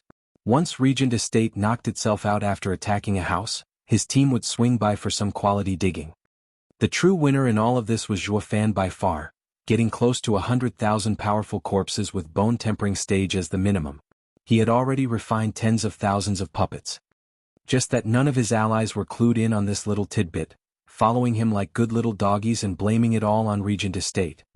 It was safe to assume that a heavy war would break out if they found out who was behind all this. Up till now, the foundation of the 7 houses laid in rubble as two sides formed. All that remained was a cruel and hard war for supremacy. Blackwind Mountain's main hall was packed with leaders of every house. Zhuofan and Luo Yunhai represented Luo clan, taking the main seat, while the rest were their 3 allies. Zhuofan glanced over them. The imperial family is beset with inner and outer conflict while the regent estate is running rampant across Tianyu. Both camps are at a breaking point. War is knocking and we can't avoid it. Then we don't. We've suffered the past 1,000 years at their hands and now they've even ruined our homes. Long Jiu snorted, we didn't fall out all this time for the nation's sake. But now we have you as a brother, Luo clan, and together we can fight them. We have you to lead us to destroy them. It is the only choice left to us. Yeah, we'll destroy them. The others echoed. The disciples of the houses present were all homeless, runaways in the truest sense and form. When they had nothing left to lose, why would they shirk from this? And with victory promising to restore their lands, they were all for it. War was the answer and their thirst for it only grew. Zhuofan put his trademark evil grin on, perfect. He held his hand up for silence, be assured friends, we understand your plight. Our Luo clan's ancestral teaching is all about being righteous and moral to our neighbor. You've all helped us when we were at our lowest. We never forgot your great generosity. Now that you all are in difficulty, Luo clan will step forth and bring you justice. This is my declaration of war. We will fight them to the end. Oh? Fists were thrown into the air. Some sighed, praising Steward's loyalty and Luo clan's benevolence. Only Luo Yunhai turned somewhat pink, sweating buckets like every other Luo clan elder present. Granted, Luo clan's ancestral teaching was about righteousness, having heard Luo Yunhai and Luo Yunchang talk about it. But ever since Zhuofan took helm, that word was crossed out and written off from Luo clan's vocabulary, replaced with a better and truer aim, like self-interest to start with. Zhuofan used it just now only as a tool, but selling it with his pretty speech and heartfelt act, everyone was inspired, driven and filled with thirst for battle, to the point of giving their life for it. Funny enough, if it were plain righteousness they might not be so keen on going along with Zhuofan. But with him being so despicable and vile to throw in some incentives for everyone they were all in. Like Zhuofan once said, in this world where the strong ate the weak, going by righteousness alone would get one into a sorry dump, like the Luo clan when he found it. Understanding this, Luo Yunhai's eyes flashed and he rose, everyone as the clan head of the Luo clan, I will draft the declaration of war, to quell Regent Estate and give you all justice. With a dignified act and powerful voice, he drove an even stronger sense of camaraderie into their hearts. Zhuofan nodded inside, the kid grew up at last. Without darkness to back it up, light would be like dust in the wind. On the other side, Regent Estate already had its declaration of war ready, sending it to their final goal, Luo clan. The people cleared the room once the negotiations finished. Only Yu Ming stayed behind and Leng Wuchang smiled. Sir Yu Ming, I heard you were close to the second prince. He trusts me completely? Yu Ming nodded. Then please return to his side. We and Zhuge Changfeng have an understanding in place, but when it comes to that old fox, we still need assurances and need to prepare a plan B. As we are about to go to war with Luo clan, There's nothing I would hate more than to have the imperial family stick its nose in it. Yu Ming squinted and grinned. "Haha, you are just like Zhuo Fan." Pausing, Lung Wuchang looked at him. "Haha, I see. So he gave you a road pass as well?" Chapter 438 Chance. Chapter 438 Chance. Elite Coder. The declarations of war took wings, pasted across the streets of Tianyu and drove horror into the hearts of its people. Regent Estate, by its imperial right, declared itself king. It would first rid the land of that traitor Zhuo Fan and Luo clan, vowing to purge the nation of its descendants, bringing peace. Zhuo Fan accused Regent Estate of its degenerate actions, deceiving, plotting and scheming in order to take the 7 noble houses for itself. Its crimes were beyond count. With the power invested in the Luo clan as the 8th noble house, they took upon themselves the duty of a ruler's loyal servant to rid the world of these heinous lowlifes and to dispel the darkness. The average citizen looked more lost than ever. Tianyu was under Yuan clan's rule. Whoever marched in the name of the imperial family had righteousness by his side. The emperor had Zhuo Fan turn into a wanted man and Regent Estate was tasked to remove him. Everyone knew that. But from Zhuo Fan's declaration, it looked as if Regent Estate had made the emperor come to the wrong conclusion through coercion and slander. Sticking to the fact that loyal officials were usually framed by corrupt ones, Zhuo Fan claimed to be a bastion of loyalty. His wanted status was all due to Regent Estate's schemes and playing the emperor for a fool. He wanted to remove the corruption and allow the emperor to think clearly. Hence the rise against Regent Estate. Zhuo Fan looked to have enough reasons to do it as well. But what got the entire populace staring blankly was who was in the wrong and who was right. It ought to be the imperial family who'd clarify this point, yet the sovereign was eerily quiet. It was the emperor who had issued a decree to have Zhuo Fan killed, but now he had turned a deaf ear. The great emperor feinted senility. For argument's sake, if he did speak out, would he have the reason to attack them both later? It was better to let them slaughter each other and then finish them off in due time. As for who was right and who was wrong, it all came down to the emperor's decision, no? The emperor's plan was ingenious, fooling the whole nation. But one thing they did know was that Luo clan and Regent Estate were mad about putting the other one down. The noble houses with their long-standing legacy were leveled in a short time, leaving only these 2 factions. These small-time clans couldn't mess with any of these big shots. It was a safer bet to wait for the winner to come out before hugging their leg. Even though this action carried a slightly reproachful tone, it was way better than making the wrong choice and ending up a corpse in the mud. The emperor was shrewd, but the clans weren't that dumb either to get swept up by the vortex. Who cares who's vile and who's playing nice? The victor has always been and always will be, right? That old coot is playing deaf. You asked me to deal with Zhuo Fan and now you won't even back me up? Rotten bastard. Huangpu Tianyuan raved. Lung Wuchang smiled. Estate Lord, we knew this was coming. The imperial family wants to be the third party, so how can it give us just cause? It will only work to boost our forces. Not to mention he hardly has an excuse to deal with us. He must be thinking he has us and Zhuo Fan right where he wants us. Humph, delusions is what he has. Before he even gets the chance, I'll make sure his backyard burns. Huangpu Tianyuan slapped the table. Lung Wuchang smiled with a wise look. Zhuo Fan was laid back, waiting for the war to come knocking.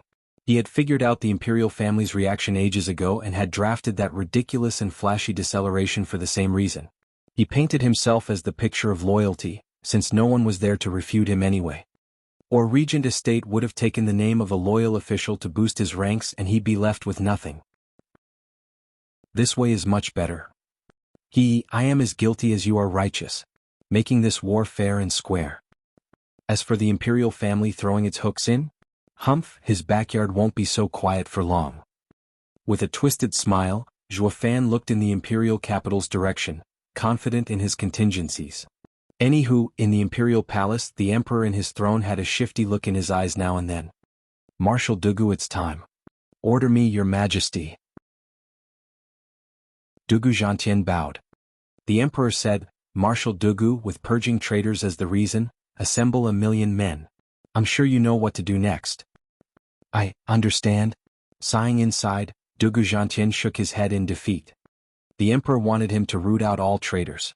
As for who these were, he didn't say. It was the same as asking to kill them all. And the emperor was sure to have their list of crimes ready to publicize any time. But to go to war against his godson was something this Oeln marshal found toiling. But the emperor had given his order and he had to obey. Your Majesty, my departure will bring great chaos in the imperial capital. I fear. It's fine. Dugu Zhantian was wrecked with worry, but the emperor cut him off. I have made plans for this eventuality. Marshal can go with ease. This plan will settle Tianyu's critical situation. No mistakes are allowed. Understood. Dugu Zhantian bowed and left the palace. The emperor was struck with grief seeing him go. Marshal, for the good of the nation, I can only be ruthless. Days later, news of Dugu Zhantian's army being on the move spread to every ear. Zhuofan and Huangpu Tianyuan snickered. Only the prime minister was frowning. Obscure wolf slipped before him once again, excited. Prime Minister Zhuge, even Dugu Zhantian has left the emperor's side. This is our best chance so far. We wait. Zhuge Changfeng's brow was locked in a tight scowl. Hu Lianchai grew unsettled. Prime Minister, sir, all of the emperor's loyal subjects are gone. He is defenseless. If we wait for him to settle all conflicts in and out of court, it'll be too late. The garrison has been putting pressure on us to leave since a few days ago as well. We can't wait much longer. Sighing, Zhuge Changfeng's mind was a mess. Finally he spoke. We wait. For what? Prime Minister, sir, what's holding you back? Hu Lianchai was angry now. The Chuanrong's finest weren't here on a sightseeing trip. Going around the place doing nothing all the time would end up being the shame of their army back home. But this was all on the Prime Minister. Flicking his sleeve, Hu Lianchai was gone, leaving Zhuge Changfeng alone with his jumbled thoughts. Whoosh! His two elders appeared at his sides, bowing. Lord Prime Minister, what plagues you? Of the 5 divine dragons we've only ever seen 3. Now who do you think the other 2 are? Zhuge Changfeng said. The Yin-Yang elders understood his plight and said, Lord Prime Minister, you've held back all this time because of these 2 divine dragons. Know yourself and your enemy and you will be ever victorious, even against divine dragons. If I do not know who they are, our impetuous action will be the death of us. Black Elder said, Lord Prime Minister, I have a conjecture but find it inappropriate. A man of your power has traveled far and knows much. No matter what happens in Tianyu, however people hide themselves, nothing comes as a surprise to you. Yet we have no information on these 2 divine dragons. They may not even exist, made up by the imperial family as a bluff. SSS. Zhuge Changfeng gasped. You mean to say the old man has been using the empty city tactic? This is one dangerous bet. He would rather send everyone to deal with Regent Estate and Zhuofan, and only then settle the court. That would mean not acting now will be a waste. But what if it's all a trap and everything we've worked for would go down the drain? That old coot scheme is brilliant. I'm truly in a dilemma. Zhuge Changfeng sighed but his gaze steeled. Send the order to get ready. Second Prince was pacing in his new manner, excited and worried. Whoosh. A second later he found himself looking at a gray robe and said, Sir Yu Ming, you're back at last. The situation. I know. Yu Ming had a crafty smile. Your Highness, this is your moment. Truly? Second Prince beamed, too excited to speak. Chapter 439 Rebellion. Chapter 439 Rebellion. Come night, Second Prince and Yu Ming were sitting in the main hall waiting for information. Below them were military officials with the commander of the city guards in the lead. Since the emperor had left the safety of the capital in the Second Prince's hands, these men were his to command. To seize the throne and rule the lands he needed a proper foundation. What's taking so long? Second Prince's feet bounced, waiting with anxiety. Yu Ming next to him shook his head. Second Prince wears his heart on his sleeve. How can he be ruler material? If by some miracle he gets the throne, he'll soon get kicked off anyway. Unlike the current emperor who, despite being known as incapable, had his own thinking. He had toyed with Tianyu's old foxes for decades. A true master of the mind. Just how can such a father have a hothead for a son? Humph, that midwife must have been at fault. She must have dropped him on his head at birth. Smiley faced the literal translation. She had to have thrown away the baby thinking it was the placenta rather than the true baby. Calling him brain dead. Yu Ming mocked him inside. Second Prince had no clue that his most trusted advisor had no trust in him at all, only waiting impatiently for the spy. Whoosh! A man appeared in front, on his knees. Second Prince jumped to his feet. What's the situation? Your Highness, Dugu army has been marching for a month and is thousands of leagues away. It will be impossible for them to return in time. even if it is only Dugu Zhantian or the 4 tigers of Tianyu. Truly? Second prince was ecstatic. Dugu army is gone for real. Father is wide open. Commander, assemble the 30,000 guards and attack the palace and force father to abdicate. By morning at court I'll be the new emperor. No one can do anything, Yes, your majesty. Long live the emperor, the commander bowed. Second prince laughed harder, his face beaming, writing himself off as the emperor already. Let's see who will dare say I'm not fit to rule when I have the imperial palace in my palm. Second prince left with the captains right behind him. Begin, capture all officials. I don't want any chaos. 30,000 imperial guards are enough to seize everything. We will settle it tonight. Your majesty is invincible. The men chapped their lips. Only Yu Ming stayed behind with a mocking smile. Humph, the tallest tree gets all the wind. The imperial capital doesn't lack men with power and ambition, so why the hell don't they act, leaving you to go first? Idiot, your only use is to be someone else's pawn. I've done what Zhuo Fan and Lung Wuchang asked. The imperial capital will be in chaos.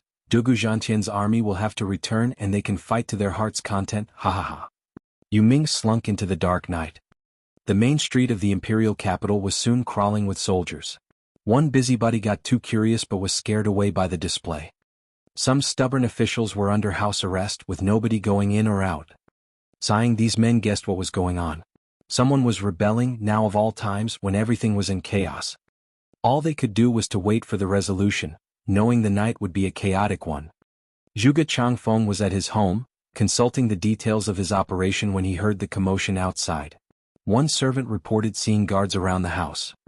Everyone was frantic, especially a man with sideburns shouting, "Humph, didn't I tell you? He even has the Prime Minister's house surrounded. Just which captain dares to do this?" Minister of War, settle down.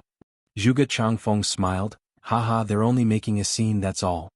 But Lord Prime Minister, to have guards surround the Minister of War is a direct affront to me. The man was outraged at the gross lack of respect.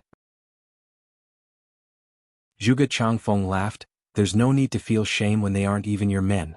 Our men are still waiting outside. Just let these brutes search all they want, then we'll decide on our course of action. Zhuge Changfeng's eyes flashed. The Minister of War showed a crafty grin in reply, nodded and sat down. Inside the imperial palace, the emperor was at his desk when he heard a cry and a servant frantically came over. "Why, your majesty, this is terrible." "Slow down." The emperor remained calm. Taking a deep breath, the man said, "Our revolt, your majesty. They're attacking the imperial palace and we're being overrun." "What?" The emperor rushed to his feet. But the servant begged before he could go, "Your majesty, it's too dangerous. Please use the secret tunnel and flee. I am the ruler of this nation. How can I flee from my lance?" Snorting, the emperor walked out. Just who dares to act with such impertinence? At the emperor's steel gaze, the servant sighed and followed behind him. They just stepped out and flames flashed across the sky with shouts and roars echoing everywhere. They saw a tide of soldiers smashing into the imperial palace and the imperial guards being pushed back. He also recognized who the rebels were, the city guards. Panting, out of the 3,000 imperial guards, only 300 remained, bloody and wounded. They all circled the emperor, their faces grave. Squinting, the emperor looked on happily. "My child, why are you using the city guards for your own means and charging on the imperial palace?" "Oh imperial father. How do you know that I am leading the city guards and it's not them rebelling on their own accord?" A brash laugh announced the arrival of second prince surrounded by 10 radiant stage experts. Snickering, the emperor mocked, "Commander of the guards is not impulsive, and certainly not stupid enough to stick his neck out." "You." Second prince was infuriated. The emperor was mocking him for his rash actions, for that useless thing he had on his shoulder, even worse than a city commander. "Imperial father, I know you've only cared for the elder brother and always looked down on me. But now you shall see what I'm made of." "Oh, I think I've seen quite enough, a brainless buffoon. If I'd left the empire in your hands, the Yuan clan won't even see the end of the year, with the nation falling into anarchy." The emperor patronized. Second prince was fuming. "You can look down on me all you want, but history is written by the winner. I have you surrounded, the entire imperial palace is under my control. Make me an emperor now and I will let you retire and leave in bliss." "Humph, you really are my son. But what if I don't plan on retiring? Maybe I'll keep this seat a while longer. The Emperor belittled. Shuddering, the second prince spat, Imperial father, don't push me. What, you'll kill me? Kill your own flesh and blood? The Emperor taunted. Second prince's eyes were red. Imperial father, you will abdicate whether you want to or not. Or our ties will be cut in blood. Second prince shouted, guard, bring his majesty a pen and paper. He is about to abdicate. Kill anyone who interferes. Understood. The guard army roared like a tsunami, filled with zest and power as it pressed on. The emperor was not the least bit scared, but one couldn't say the same about the imperial guards around him, shirking back slowly. Second prince saw them still acting firm and looked to his left. One radiant stage expert caught his meaning and flew for the emperor. But a figure cut that expert's path while someone shouted, second brother, stop. Chapter 440 Oriole Behind. Chapter 440 Oriole Behind. Bam. The clash rattled the men, making both sides drop their weapons in favor of covering their ears. The two experts separated and the radiant stage expert fell back to the second prince's side. The other was next to the emperor, followed by 7 more, the remaining radiant stage guards in the imperial palace. Yongning scrambled over, ranting, second brother, how can a prince stoop to such disgraceful acts as to take up arms and revolt? Stop this right now and ask imperial father for forgiveness. Shut up, Yongning, this has nothing to do with you. Second prince never spared her a glance, only glaring at the emperor. Imperial father, ever since the fiasco with Zhuofan, your radiant stage guards are heavily wounded. You have no chance. I do not wish for patricide to be labeled a king-slayer by the people. I advise you to abdicate. The emperor mocked, son, the throne has always been acquired through succession or war. I'll be honest with you. I never cared much for you, nor did I plan on making you the next in line. If you want my throne, you will just have to take it from my hands. The emperor raised his palm, although empty, it carried all the imperial power he mustered as he taunted, if you can, that is. Second prince gnashed his teeth, his nails digging into his palms, and spoke in a tragic tone, Imperial father, finally you've come clean. You never tried to groom me into an emperor, casting me aside from the beginning. Then all I can say is that today the throne will be mine. Don't blame me, father, as I'm about to break our ties. Second prince almost roared, his eyes bloodshot. The emperor, though, just looked back coldly. Second prince's heart was struck with dolor. He sensed that his beloved imperial father never even considered him as his son, fueling his burning rage. Kill. Leave none alive. Get the jade seal. I'll draft the order myself. Understood. The men shouted, storming the palace. The 10 radiant stage experts moved as well. With only 8 experts on the emperor's side and no divine dragons around, they held the advantage.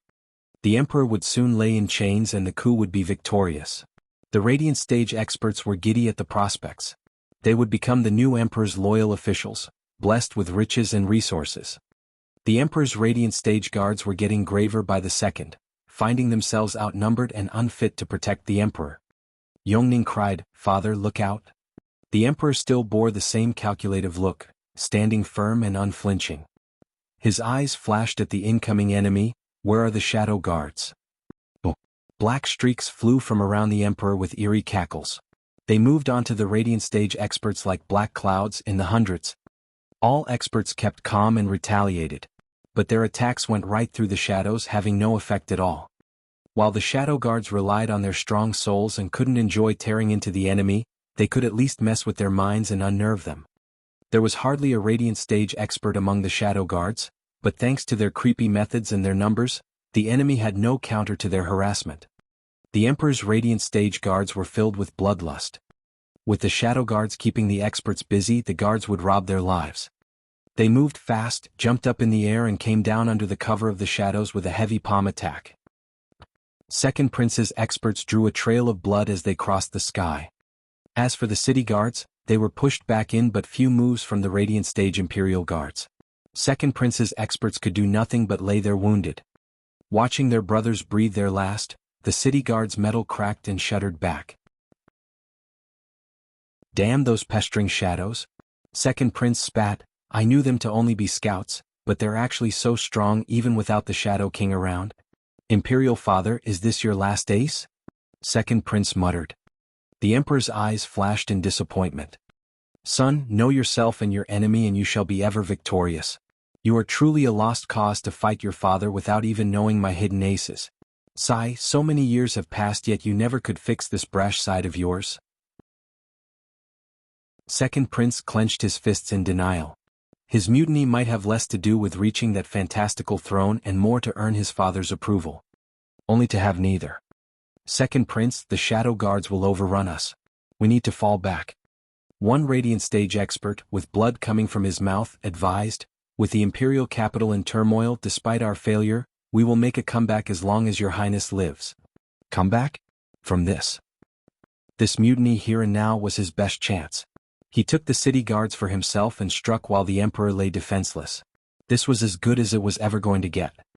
Failing now, he'd be hard-pressed to get a chance even remotely as good as this one. And yet, he looked at the fallen Radiant Stage experts of his, at the city guards being toyed with by mere hundreds of shadow guards, and the Second Prince closed his eyes in defeat. I've truly lost. Second Prince, another expert urged. Flashing his eyes open, he steeled his voice, fall back. Second Prince and his experts in the lead quickly made their getaway. Yet he turned his head at the emperor now and then as the city guards followed behind him. The emperor's eyes were struck with lamentation. After them? One Radiant Stage guard shouted, seeing them on the run. The emperor sighed, waving, leave him being. The Radiant Stage guards froze but nodded. Your Majesty is the Lord Supreme but still a father. Second Prince has revolted tonight, yet his Majesty would let him go. While the emperor didn't pursue, some shrewder individuals weren't about to let this prime chance go. Second Prince was pulling out of the imperial palace while fending off pursuers when a boom revealed torches lighting up just beyond the gates, shining across thousands upon thousands of faces. Second Prince watched the sea of lights and spat, Crown Prince, third brother, have you come to ambush me? Second brother, you had the gall to raise your arms against our emperor and are charged with heinous crimes. Talk, how is the imperial father? Crown Prince stepped forth demanding. Yuan Song was worried. Second brother, how are the imperial father and Yongning? You couldn't have been so cold as to harm them. Humph, old third, when people speak of lowbrow, bug-eyed, fat-headed fool, they mean you. I thought it would be obvious by now how they're doing by looking at my beaten army. Second Prince mocked, ha, elder brother, you sure are considerate. I'm sure you've been waiting for this chance for a long time. With the sin of regicide on my head, you would have all the right to take me down and take the throne for yourself. Humph, like a true Oriole. Now I see why the imperial father made you crown prince.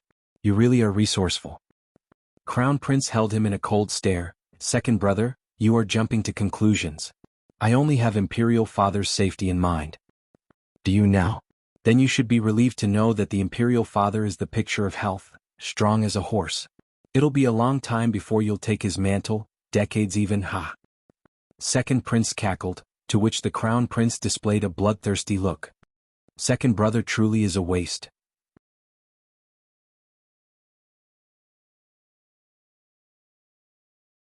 Chapter 441 Punishment. Chapter 441 Punishment.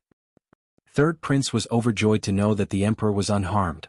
Elder brother, Imperial father and Yongning are all right. We made it in time. The heavens are by Imperial father's side. Crown Prince nodded, looking calm, but when he saw the Second Prince he barked. Second brother, you stand accused of inciting rebellion. Give yourself in and let us take you before the Imperial father for your sentence. Second Prince mocked, you've got another thing coming if you think it'd be that easy. I may have failed, but I still have my guards, my Radiant Stage experts. It'd be easy to get through you. Would it? Crown Prince looked down on him with a smile and shouted at the crowd, officers of the city guard, have you forgotten whose men you really are? You have taken up arms against your lord, but your name is still on the record. You may run, but what about your families? Will you condemn them to annihilation? Every city guard shuddered on hearing this and their morale plunged. Frowning, Second Prince picked up on the Crown Prince's trick and his eyes spat fire. Crown Prince snickered, addressing the men once more, you are all loyal soldiers of the nation, tough and hard-working. This is not how you should go down in history. You are also victims in this mutiny. Stand down, turn back, and I promise in my name as Crown Prince, that His Majesty will overlook this act of yours. You will keep your jobs, you will stay as city guards. Crown Prince. Second Prince snapped, jumping at him with a fifth-grade spiritual weapon. Crown Prince was firm, facing him with a fifth-grade spiritual weapon of his own. Bam! Under the screeches of metal grinding on everyone's ears, they saw a terrible explosion as the second prince was pushed back and started spurting blood. He lay on the ground, pale and haggard. Crown Prince stood up with his weapon out, just like before, a cold smile on his lips. The only testament to his power was the cracked pavement underneath. Second Prince. The Radiant stage experts helped him up, while the city guards stayed away, as did the commander. Crown Prince had given them a way out. Picking up arms now would doom not only them but their families, their entire clans. The warm smile of Crown Prince showed them how much he appreciated their intelligence, and he now turned to the Radiant stage experts. Every single cultivator only fights for resources, spirit stones and pills. Now that he has failed in his rebellion, what could he possibly give you? Give up and stand beside me. I will make you venerables. Or would you rather be on the run with my retarded brother? Haha, inciting a rebellion is a heavy crime, not something even a Radiant stage expert would dare commit on a whim. Or he'd soon find himself hunted down by the Empire. Of course, if you think you're Gu Santong who could fight a nation, then by all means. With a shiver, the experts felt a desperate fear run through their blood. They were just average, not freaks of Zhuofan or Gu Santong's caliber to flip the table in the Emperor's face on a whim. It was all about power, something they sorely lacked. Without much suspense, they all sighed and left with hands behind their backs towards the Crown Prince. Watching his men leave him one by one left the second prince with a sinking feeling, his gaze empty. Ha, see that? The moment you lose is the moment you have nothing. The experts, the city guards, they didn't do it for you but for that thing hovering over your head, the title of prince. Now that even that is taken away, you are nothing, just a lonely rebel. Your only choice now is to give up, ha. Crown Prince laughed at the second prince frozen on the ground. Not only was ruling out of reach, even his status was threatened. Third Prince shook his head, sending 2 men to tie him up. His mind was still in shock, walking around like an empty shell only capable of regret and dread. The Emperor was back at his desk, lamenting. Yongning poured him tea, urging, "Imperial Father, please cheer up. Second brother's merely blinded by greed, the power having gone to his head. He'd never willingly hurt you." Haha, I would have been happier if he did. A pity this is as far as my child can go. The Emperor shook his head. Yongning started, "What does that mean?" "Nothing. This is a man's game, something you don't understand and hope you never will." The Emperor patted her head with a fond gaze. "I wish for you to stay like this forever, pure and unmarred by the world's corruption." Blinking her big eyes, Yongning nodded clueless. The Emperor smiled, "I just love that silly look on your face, ha." Report. A sharp voice announced the arrival of a servant. "Your Majesty, Crown Prince and Third Prince's timely intervention has captured Second Prince's rebel army. The 2 princes are wishing to see your Majesty with the rebel prince." Humph, impeccable timing too. The Emperor snorted, "I'll allow it." "Yes." The servant left. Yongning watched in worry. "Imperial Father, what are you going to do with second brother?" The Emperor's eyes flashed, the silence weighing heavy on Yongning's innocent heart. They were kin, born of the same parent. How could she bear seeing her father kill her brother? But even she realized the gravity of rebellion. A prince would suffer the same fate as the next criminal, the gallows. The fact that she could do nothing to plead his case only burdened her heart more. Crown Prince and Blobby brought in a tied-up second prince. "Imperial Father, I ask that you forgive me for my late arrival to your rescue." "Crown Prince, how did you handle your brother and the guards?" the Emperor asked. Crown Prince was candid. "Forgive me, Imperial Father, I have taken the liberty to let them go. To let them return to their posts. With troubled times upon us, you cannot blame them. There was no need to exacerbate. Crown Prince, you've done well." The Emperor nodded. Crown Prince bowed with gratitude. "I thank Imperial Father for his kind words." The Emperor turned to the captive. "Son, I've told you before. You can only have what I give you and never take what I don't give you. Do you finally see the wisdom in my words?" "Humph, what use does wisdom have to a defeated general?" Second Prince sighed. "I never considered the fact that the reason behind my rebellion was all due to my title as prince, the title Imperial Father gave me.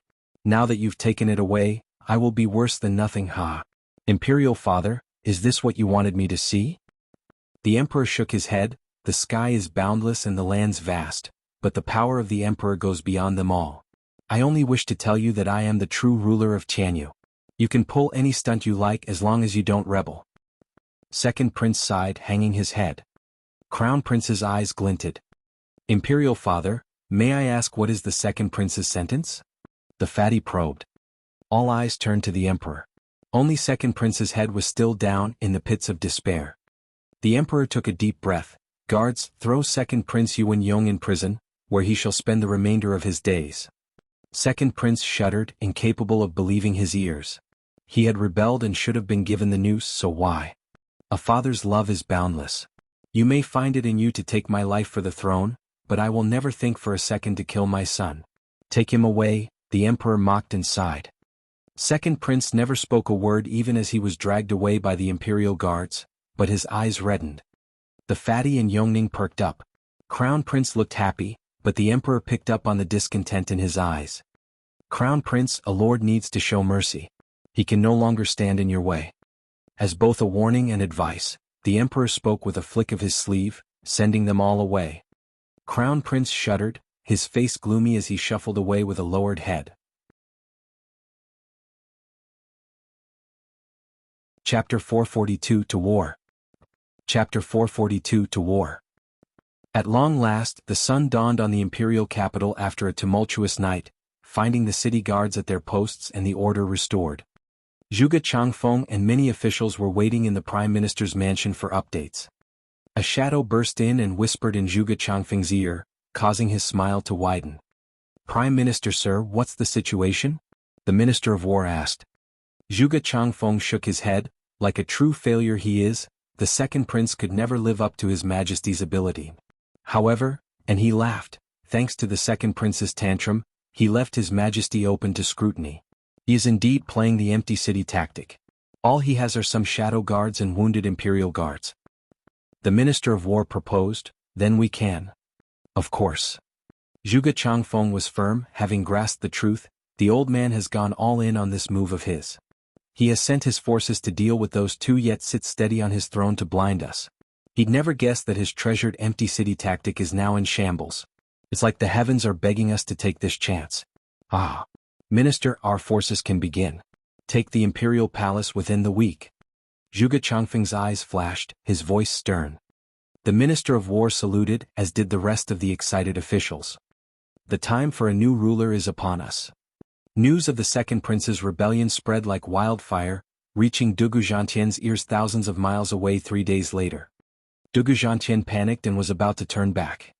He didn't even get to strike camp though as a yellow flash landed before the marshal's tent bearing a scroll with imperial edict on it. Dugu Zhantian convened with his tigers and received the order. Hear ye the emperor's edict. Marshal Dugu is to stamp out the traitors and press on with valor. He is not to return without results. The radiant stage messenger was one of the few capable guards the emperor had left. For him to come at this time spoke of the importance of this order. Dugu Zhantian took the edict. I am honored. May his majesty live a long and prosperous life.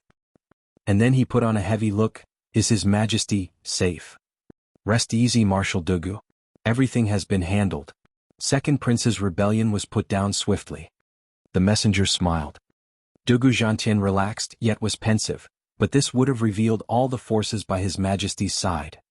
His aged face was filled with wrinkles from all the worry once more. The messenger spoke with admiration. Marshal Dugu is indeed loyal to a fault to the nation. To be frank, his majesty's guard isn't looking good. But as you can see from his majesty's decree, you cannot return. His majesty is burning all his boats.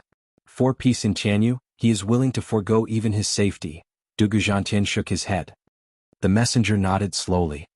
After he left, Dugu Zhantian looked at the thin paper in his hands for a long time. The emperor feared he'd rush back after catching the news of the capital and sent this radiant stage expert. Any delay would not only promise a swift end to Zhuofan and Regent Estates' war, but would also give them time to recoup. There'd be no point in going then, turning into both sides losing. Dugu Zhantian was once again touched by his emperor's concern and struck out camp to set off. Only this time, his marching was faster, hoping to settle the matters here and get back to the imperial capital before anything worse happened. Meanwhile, in a deep ravine, Luo clan and Regent Estate were each parked on the hills opposite of each other, each eyeing the other with the thirst for battle. Despite the declarations of war, despite the drive to quell each other, they still had some qualms about fighting, fears revolving around hidden traps. But time was of the essence, and the sooner they got this over and done with, the better. Which led to an accord to the face-off here at Troubled Falcon's Gully, in a head-on and above-board manner. On the Luo clan's corner, besides Zhuo Fan and his Radiant Stage elders, there were experts from his 3 allies present as well. Each of them glared at Regent Estate with rage and malice for destroying their homes, hatred consuming them. Regent Estate's side was no different. Its allies mirrored the enemy's thirst for blood and deep rancor. It was by Zhuo Fan's grace that their homes were in an even sorrier sight. The desecration of their ancestors tended to bring out the worst in people. Who knew? Their hatred for Zhuo Fan went beyond bone deep at this point. It was in their DNA. They wished for nothing more than to put Zhuo Fan into a press and squeeze him for all the blood he had. Yet all they've been doing these past weeks was measuring egos by means of glares, with neither wanting to take the first step down this bloody war. It had the added effect of fermenting each side's hatred and testing their ever-thinning patience. That was the only thing they could do, as each side's allies were either under direct orders from Zhuo Fan or Regent Estate. With no right to complain, they just had to wait and wait some more.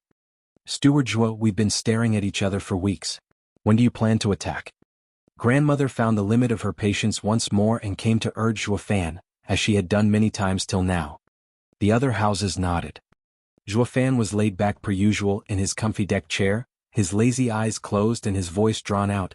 Easy, we're still waiting for the right timing. Still? Until when do we wait? Until we become statues of liberty. Peony Overseer snapped.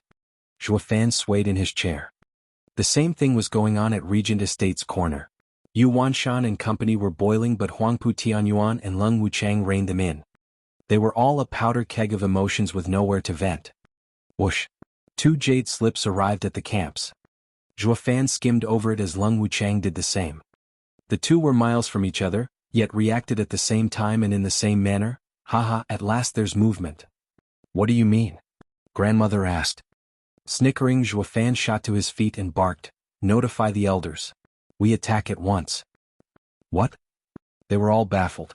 He just asked us to wait, and the next second he is asking us to attack? Just what on earth happened? Nonetheless, they all began war preparations, eager to get the show on the road and the blood flowing. In quick order, rows of experts rolled out into the valley like a black cloud, glaring at the hill 1,000 meters in the distance. Huangpu Tianyuan and Leng Wuchang brought out their army as well.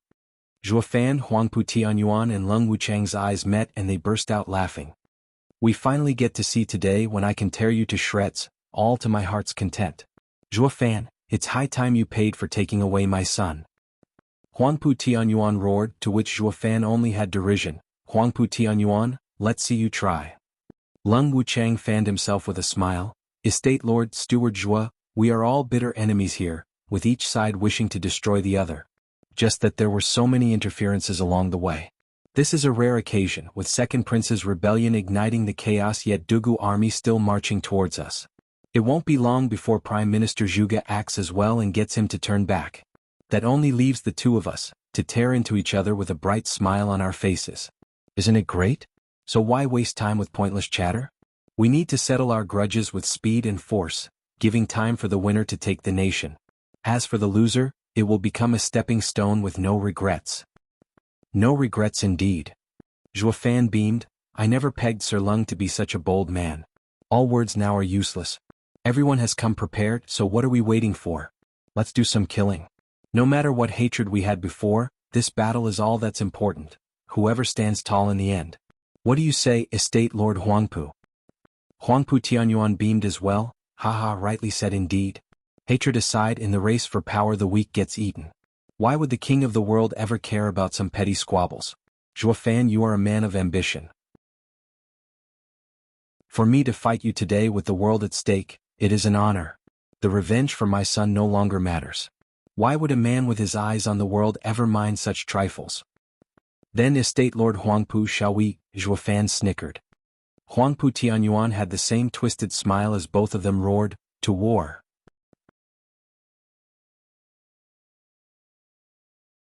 Chapter 443 General versus General. Chapter 443 General versus General. The leader's roars rattled the skies in their men's ears. Men poured out from each side like black rain, bone-tempering disciples. The two sides' gazes were locked as the wave of men rushed past them and deeper into the valley. These men's eyes turned red, consumed by madness as they exploded with yuan qi. It took only an instant to brandish their weapons and hack their opponents. The entire troubled Falcon's Gully was saturated with people, in the hundreds of thousands, drowning any other sound with their endless manic cries for blood and death. There were rules to war. Soldiers went against soldiers and generals paired with generals. As profound heaven experts and radiant stage experts were pretty much killing machines amidst bone-tempering cultivators, both sides agreed on having their disciples' battle ignored, opting instead to stare off their equals in cultivation just across the gully. They were the real targets. Killing bone-tempering disciples only brought disgrace. Safe to say, the killing inside the gully among disciples reached the heavens, while their superiors were still in a stare-down competition behind them. Huangpu Fenglei. Mad Dipper Li Jingtian stood out, bowing before the High Venerable. We didn't get to finish our last fight in the imperial capital. With this prime chance befalling, will you dare meet me in battle? Ha, Li Jing, you're on quite the high horse, shamelessly uttering those words to me. Correct me if I'm wrong, but weren't you under me? Laughing, Huangpu Fenglei came forward with an intent to fight and a condescending look. Li Jingtian grinned, Humph, that's all in the past. All I'm asking is if you would dare to come at me. Why wouldn't I? Huangpu Fenglei jumped in the air towards him. Li Jingtian laughed as he did the same. The two met with a resounding bang, blowing away the clouds for a mile around. Their clash was so loud that the house lords on each side had to hold their ears due to pain. Only radiant stage experts and the likes of Zhuo Fan and Huangpu Tianyuan kept standing tall and observing their duel. Huangpu Fenglei shone golden and 9 dragon images appeared on his sides, the peak of imperial tyrant body art. Li Jingtian flickered in darkness, enveloped in a black dragon image. He was using Wraith Art's power to cover himself. Both were peak radiant stage experts armed with profound ranked martial arts trained to extremes. They were the brightest gems around, evenly matched. The surging powers at work here had the valley divided. One side was shrouded in a black dragon, with lightning crackling along its way, the other in glorious golden halo and imposing dominance. Yet neither could win over the other, stuck in a constant stalemate. Huangpu Qinyuan's brow trembled, sighing, I now know why Elder Li threw his lot with the Luo clan. I don't even recognize this art. But for him to stand on solid ground against High Venerable, it goes on to show how much power it has. I can't fathom how the Luo clan could have such wonderful art. Had Elder Li stayed in Regent Estate, he'd never have reached High Venerable's level even after training for a century in the incomplete imperial tyrant body art. But now, Estate Lord, I anticipated Luo clan might be complex. Elder Li is no fool and his complete loyalty to Zhuo Fan shows that he got something great out of it. It was his best choice taking the Luo clan's outstretched hand. Lung Wuchang smiled. Huangpu Tianyuan sighed inside. Zhuo Fan is a genius among geniuses. In under 10 years he dragged a nobody third-rate clan up the stairs of power, turning it into a colossus. Ignoring him 7 years ago is my greatest failure. If only I knew, I'd have sent everything to cull him. Huangpu Tianyuan squinted. Zhuo Fan had a knowing smile, tracing 2 fingers on his neck as a taunt. Huangpu Tianyuan turned to look at the fight above. Humph, Zhuo Fan, be smug all you want. I may not have taken you out when I should, but your time will come soon, very soon. You aren't invincible. You have yet to taste my 9 dragons' diamond body, Humph. Bang. The body cultivators in the sky had similar styles, unleashing one overpowered attack after another. It took but a second to exchange 10 moves. With no clear winner in sight. Li Jingtian was out of breath and bruised up. Huangpu Fenglei mirrored him in every regard except for the shocked look. This was his first time truly going against Li Jingtian. It was natural to be overwhelmed seeing Li Jingtian's power reach his level after a mere decade. It used to take less than 10 moves to floor him. This expert today was outraged at his inability to reach the same outcome today. Li Jingtian was ecstatic. He enjoyed the simple things in life. Like challenging his ex-boss who could, at one time, deck him good. Li Jingtian grinned, Huangpu Feng, have you been losing your touch the past couple of years? You are not swinging your punches like you used to. Is old age catching up to you? Ha ha ha. Shut your pie hole.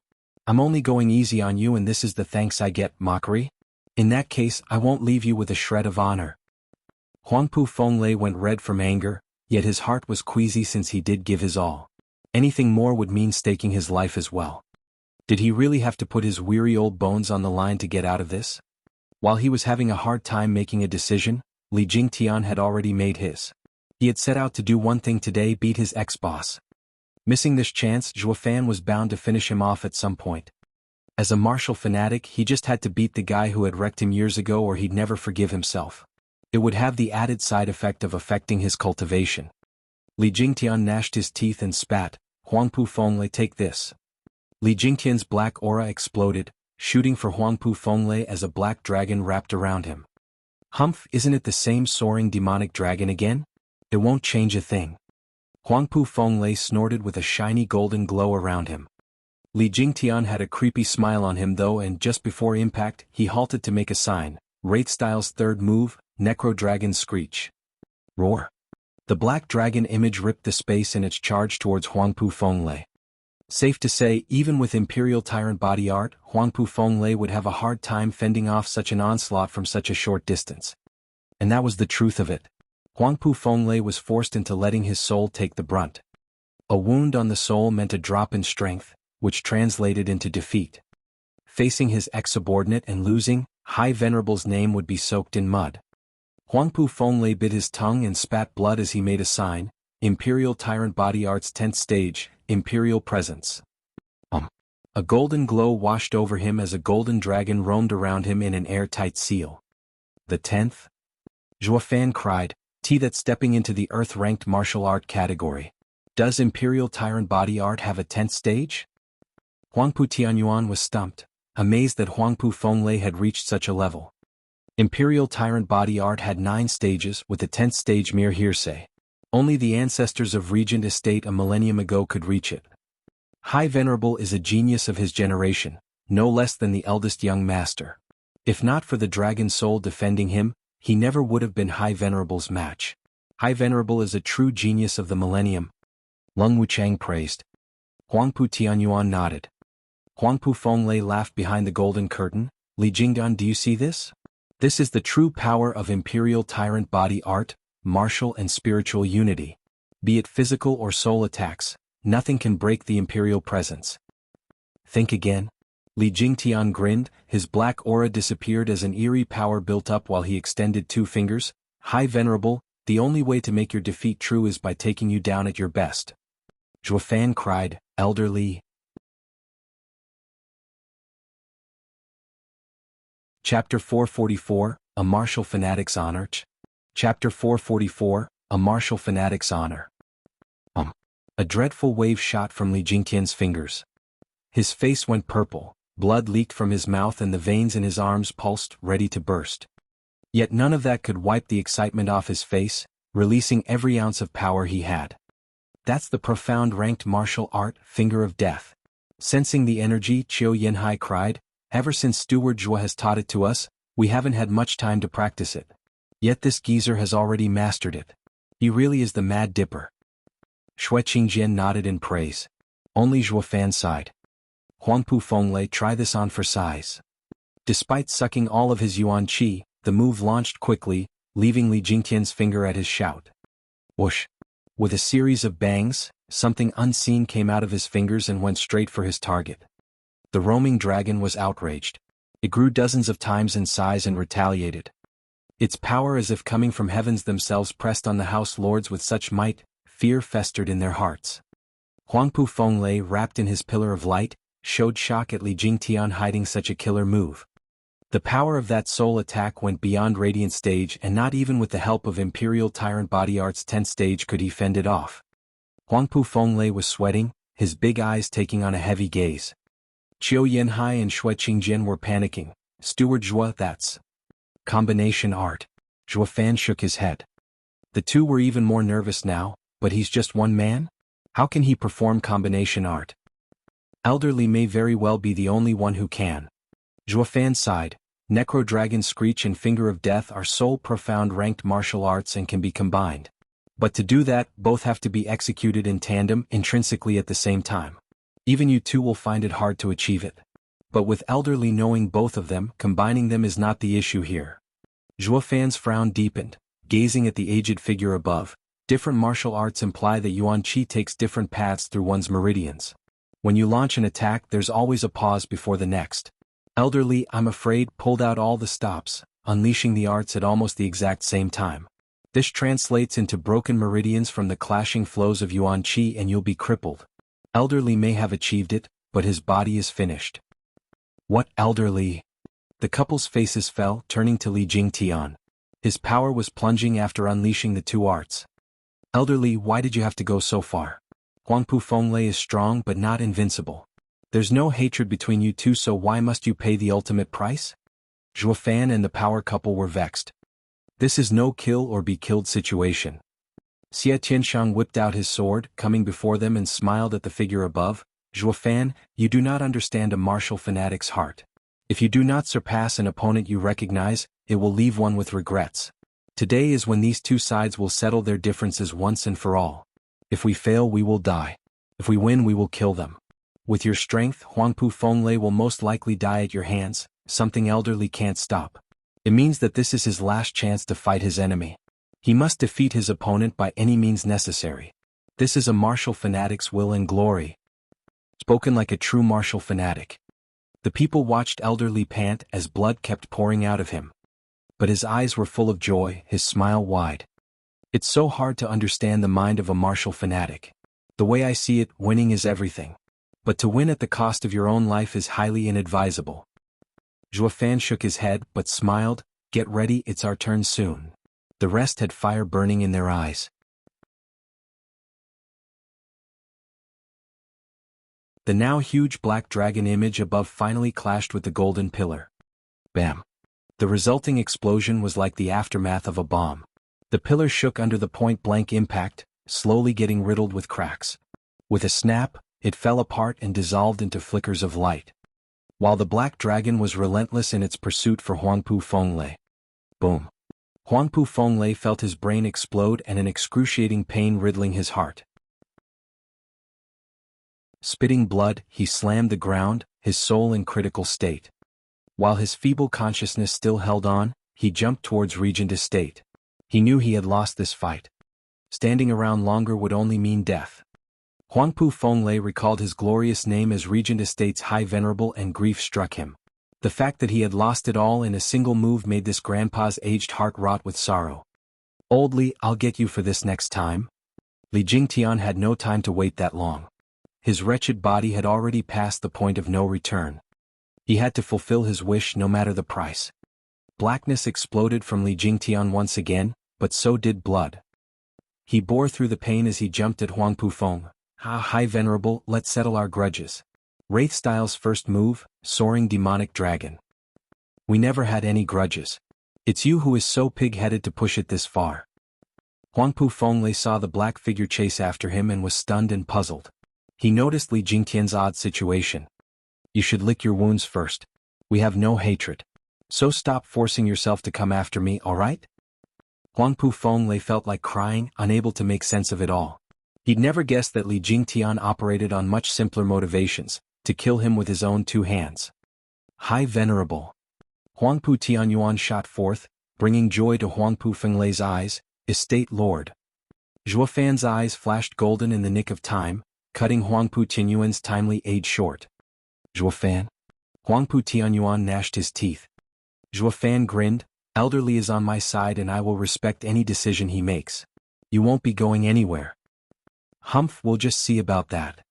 Huangpu Tianyuan's right hand was enveloped in a golden dragon image for a second before turning into a scaled claw and attacking. The sharp talons whistled through the air. Transformation Earth Dragon Claw. He knew this move all too well, since he had as well courtesy of his own dragon soul. So Zhuo Fan responded with the same coin. Clang. The clash resulted in screeches grating the ears of others. The two separated, finding the clash even. Zhuo Fan beamed. So you did train in Nine Dragons' diamond body. But that can't be all that a legendary Earth-ranked martial art can do, right? Haha Zhuo Fan, this is all thanks to the Bodhi root you got for us. But I won't be going easy on you. You are destined to die today. Is that so? Fan chuckled, followed by a shifty smile.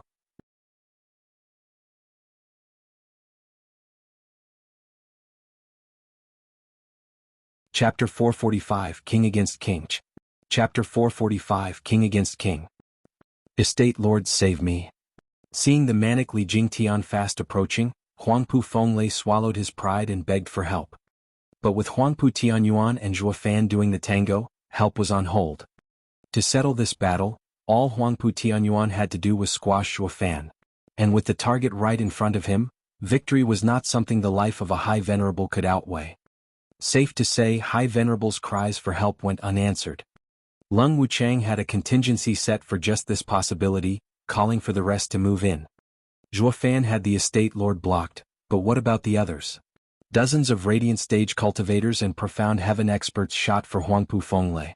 Regent Estate's 20-plus venerables were even faster. Anyone would panic when their boss life was on the line. Fan moved seeing the crowd and Huangpu Tianyuan stepped in to block him. Fan chuckled, not minding it in the least. Whoosh. Others would handle the Radiant Stage rescue party, not to worry. The power couple and the 4 scheming demons, with a few Radiant Stage experts from their 3 allies, moved in. While Yu Wanshan's team of Profound Heaven experts was facing Grandmother's team. It was Fan's plan and his order. No one was to interfere in Elder Li's fight.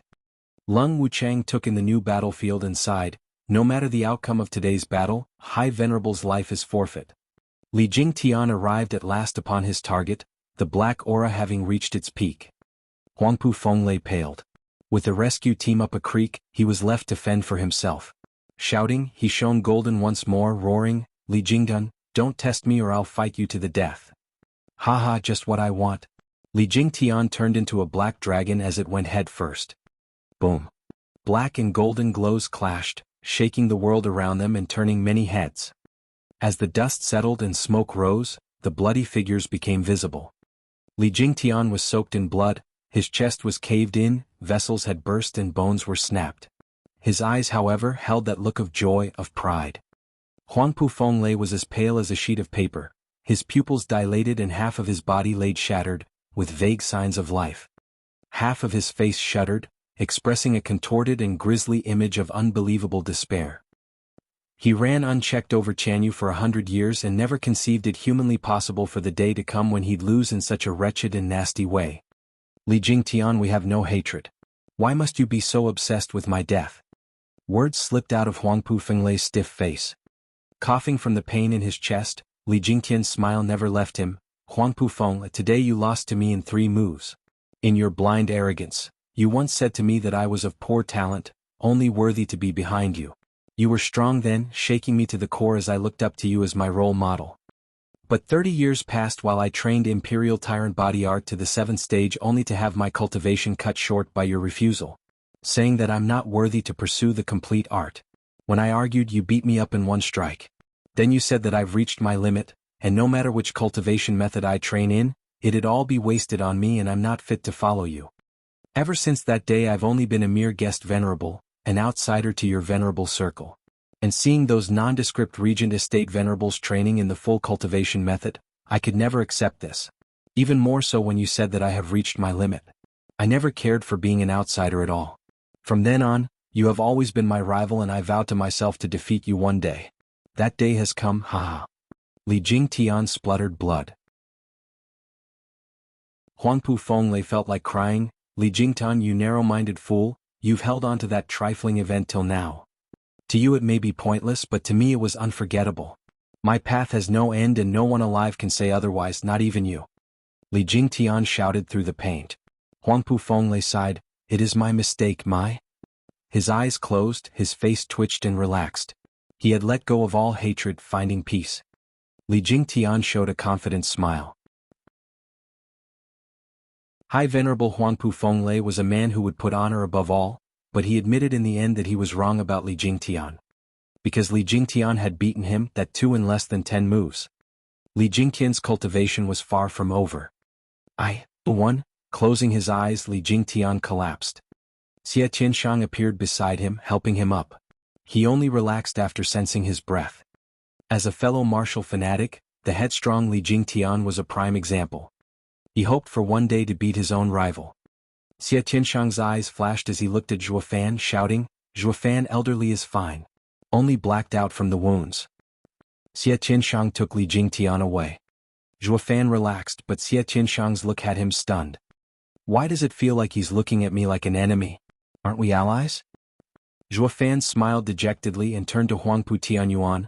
"Elder Li and Huangpu Fenglei's battle has reached its end. Our top general's fight now has a conclusion carrying a sad tone with it." "What sadness? As kings vying for the crown, power is everything. Huangpu Fenglei died because he was weaker. I'm not sad, so why should you be?" Huangpu Tianyuan snorted. Zhuo Fan sighed, "I am not sad about your high venerable. Elder Li's story has moved me. A story about someone posing for decades, of how his showboating cracked at the seams in his final moments. It's true what they say, posers get thunderstruck. He got what he deserved. Shouldn't Steward Zhuo take heed then, having the same style?" Huangpu Tianyuan quipped. Zhuo Fan scratched his nose and nodded. "Yeah, after Elder Li's lesson, I think it's best to not only kill those posing in front of me, but also those I'm posing to. Now that you mention it, Estate Lord Huangpu, have I ever posed with you around?" "Always, but can you kill me?" Huangpu Tianyuan raised a taunting eyebrow. Zhuo Fan looked him right in the eye as the calm gave way to endless bloodthirst. He flashed in his enemy's face, right hand glowing red. Huangpu Tianyuan found the punch already on his chest, reacting only as he was sent flying. Rumble. Huangpu Tianyuan slammed into 3 mountains, cutting them down to size. Huangpu Tianyuan ended up buried under all the rock slides. Zhuo Fan's grin contorted. "I've yet to meet anyone who I've wanted dead but who has survived." "Estate Lord." Regent Estate's side shuddered restless. But there was no sign of movement from the rubble. Just as everyone started to believe that he had kicked the bucket in one hit, an eerie cackle came. Hi Zhuo Fan, is that all your mighty punch can muster?" Zhuo Fan deadpanned. "Sure enough, 9 Dragons Diamond Body isn't just a fancy name. Now let us begin our fight, king against king."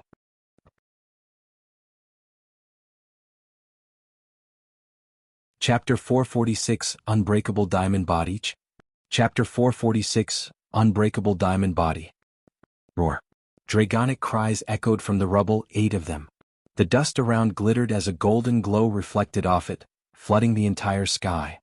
The thick dust had no chance at containing the mighty light show. Zhuo Fan watched the display, fully on guard for anyone or anything that might jump at him. Bam. The rubble pile made of 3 ruined mountains erupted, sending rocks around at breakneck speeds. It took just a blink for the faint figure within that rubble to go from there to over here. The sight of it sent everyone gasping. Calling it a human was putting it mildly. It had the head of a dragon, for sharp talons designed to claw the heavens, covered in scales and with a steel-like whip to boot. That thing was a man-eating savage beast. 9 Dragons Diamond Body, full body transformation, unbreakable diamond body. Zhuo Fan gasped. Huangpu Tianyuan cackled. "This is the pinnacle of dragon transformation. 4 dragon souls have become earth dragon claws, 1 earth dragon body, 1 earth dragon head and the last, earth dragon tail. Zhuo Fan, you only have 2 strong arms, of which only one is an earth dragon claw. You stand no chance against the might of this unbreakable diamond body. You're finished?" Huangpu Tianyuan's eyes shined with bloodlust. Regent Estate's side got fired up. Except for Regent Estate's venerables, everyone was in the dark about Estate Lord Huangpu's newfound power focused on dealing with Zhuo Fan alone. The worry of how to deal with an exemplary freak like Zhuo Fan was now gone, giving way to confidence. Estate Lord's indifference at High Venerable's death became obvious now. He had upgraded himself to the ranks of freaks. Regent Estate's morale was at an all-time high, with victory in sight. While this had the opposite effect on Drifting Flowers Edifices, Veiled Dragon Pavilion and Sword Marquis Abode's side. It went beyond their predictions for Huangpu Tianyuan to come fully trained in 9 Dragons Diamond Body. That made relying on Zhuo Fan to score a win for them somewhat problematic. Anxiety was building. Only Zhuo Fan was casual. Of the 9 Dragon Vein souls, 1 was his and the 8 were right in front of him. But this guy has only used 7 in his transformation. Is there perhaps 1 more transformation? What will he turn into then? Taking in Huangpu Tianyuan's monstrous visage, Zhuo Fan failed to see what other transformation could be added to it. He took this as a warning sign for what may come. The last dragon soul may very well be the move to kill me. All the more reason he had to force the enemy to reveal it, create a counter for it and win this thing. Zhuo Fan flicked his arms, Earth Dragon Soul, Transformation. Roar. The roar came from Zhuo Fan's left hand, glowing bright gold and revealing the same claw that Huangpu Tianyuan had 3 to spare. His right hand turned red as well, bringing out the power of Qilin Arm and Earth Dragon Claw. Huangpu Tianyuan opened his sharp maw in a taunting laughter. Like I said, you only have the Earth Dragon Claw while I have the unbreakable diamond body. It's time I bring back the 9th Dragon Soul where it belongs. Huangpu Tianyuan was upon Zhuo Fan in a blink. Zhuo Fan widened his eyes at the sheer speed just short of shift. He clawed with his left arm on instinct. Clang. The 2 Earth Dragon claws screeched on contact, locked in place. Grinning, Huangpu Tianyuan revealed a savage look while holding Zhuo Fan's left arm busy. Zhuo Fan was clear on his plan, wanting to turn this into a contest of raw power. And with the old guy's entire body prepped and primed like Gu Santong's, he had no weaknesses. While beside his 2 beast fists, Zhuo Fan was all human. Even after the grueling refining, it fell short to an Earth Dragon's body. That made a contest of strength the worst choice. Something Huangpu Tianyuan insisted on. Snickering, Huangpu Tianyuan had Zhuo Fan's Earth Dragon Claw busy while using another claw to slam his brain pan. Bam.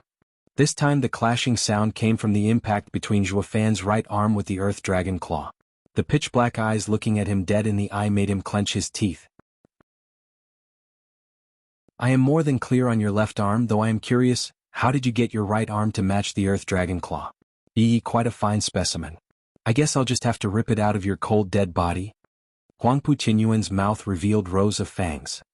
Zhuo Fan snorted, Estate Lord Huangpu, your sons were naive and you're no different. If my head was such an easy target, I'd have long since lost it by now. But where the Emperor and Gu Santong failed, do you think you'll succeed? That only makes it vintage, becoming my life's prized trophy. Huangpu Tianyuan laughed, his left Earth Dragon Claw tightening on Zhuo Fan's Qilin arm. Zhuo Fan fumed inside. He tensed his arms to get away but found them in a vice. Huangpu Tianyuan laughed, even if you use an Earth Dragon Claw like me, I am a peak Radiant stage cultivator while you are a stage short. Now that you're going nowhere and your arms are locked, you're like a gimp. But even without these 2 arms, I can still take your life. Huangpu Tianyuan unhinged his jaw and bit on Zhuo Fan's head. The whistling wind between those sharp fangs made Zhuo Fan shiver. His allies were shaking with worry. Zhuo Fan was pinned down and had no place to dodge. Huangpu Tianyuan had to just clamp down, cutting short his life in this war. Zhuo Fan squinted, his brow soaked, waiting for the last moment as he stared into the mouth of darkness and found the tooth decay of logic festering therein, before ducking his head. Bam. The snap of those fangs rattled the ears of everyone while almost blowing out Zhuo Fan's eardrums. It was a testament to its savage power. Zhuo Fan sighed relieved, unlike the tense audience.